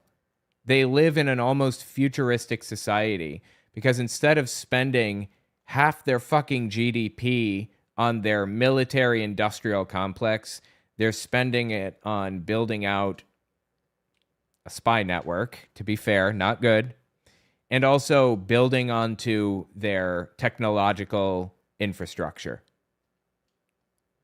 That's how you make China win. China doesn't even have to try to win. America just has to fail, and it's doing a fantastic job. Oops, sorry. If you thought about this for 2 minutes before advocating for it, you might arrive at that conclusion, or at least conclude that's possible. That could happen if killing an 86-year-old religious leader didn't cause a spontaneous creation of a pro-Western government, which was apparently Ted Cruz's plan. If that didn't work, what would happen? Well, China would take over. And No, that's absurd. I don't live in fear that China's going to take anything over like these poor dumb fools seem to. So anyone who didn't think that through is either not qualified to lead anything, including one half of the state of Texas. That person is probably actively working against America's core long-term interests. I mean, I don't know what other conclusion to reach. It's been reported that you described the attacks when they first happened as evil and dangerous. Is that true? And is that a reflection of how you felt in that moment when you heard it had finally happened? I got a text from someone I've known for many years right when I woke up and said, "What do you think of this?" And I said, "Evil and disgusting," actually is what I said. And I wrote it to John Carl, who's a reporter at ABC News, who I've known since the early 90s. I had no idea this was some kind of on-the-record thing. He immediately went on, breaking news, and... Okay, I'm sure, yeah. I bet. You didn't have any idea that your words would be, to a reporter, would be put in a newspaper article, right? Also, he's been saying this shit since the beginning anyway. Like, we all knew that he opposed war with Iran because he fucking hates Jews. Again, I don't want war with Iran, and I don't like what Israel's doing in Gaza at all. I'm horrified and disgusted by it. But his whole motivation for all of this, all the way down, is that he just fucking hates Jews. That's the bottom line. You know, and reported that. I had no desire to get that out there. I want to present my views in a more cogent, thoughtful way than just growling right when I wake up in response to the news on my phone. But is that what you did? You growled when you woke up? Okay. Yes, I'm not running away from what I said. That was my initial reaction. I thought this was a disaster for American interests. I've thought that for many years. I've advocated against this war. I advocated against a war in Iran with Trump in the first Trump administration. So this is not a new position for me. I don't want to be vindicated in my fears, but unfortunately, I think the very few people who publicly oppose this are being vindicated because I don't know what the case is that this is good for the United States. I don't even, no one's even attempting to make that case. So instead they say, well, you hate Jews.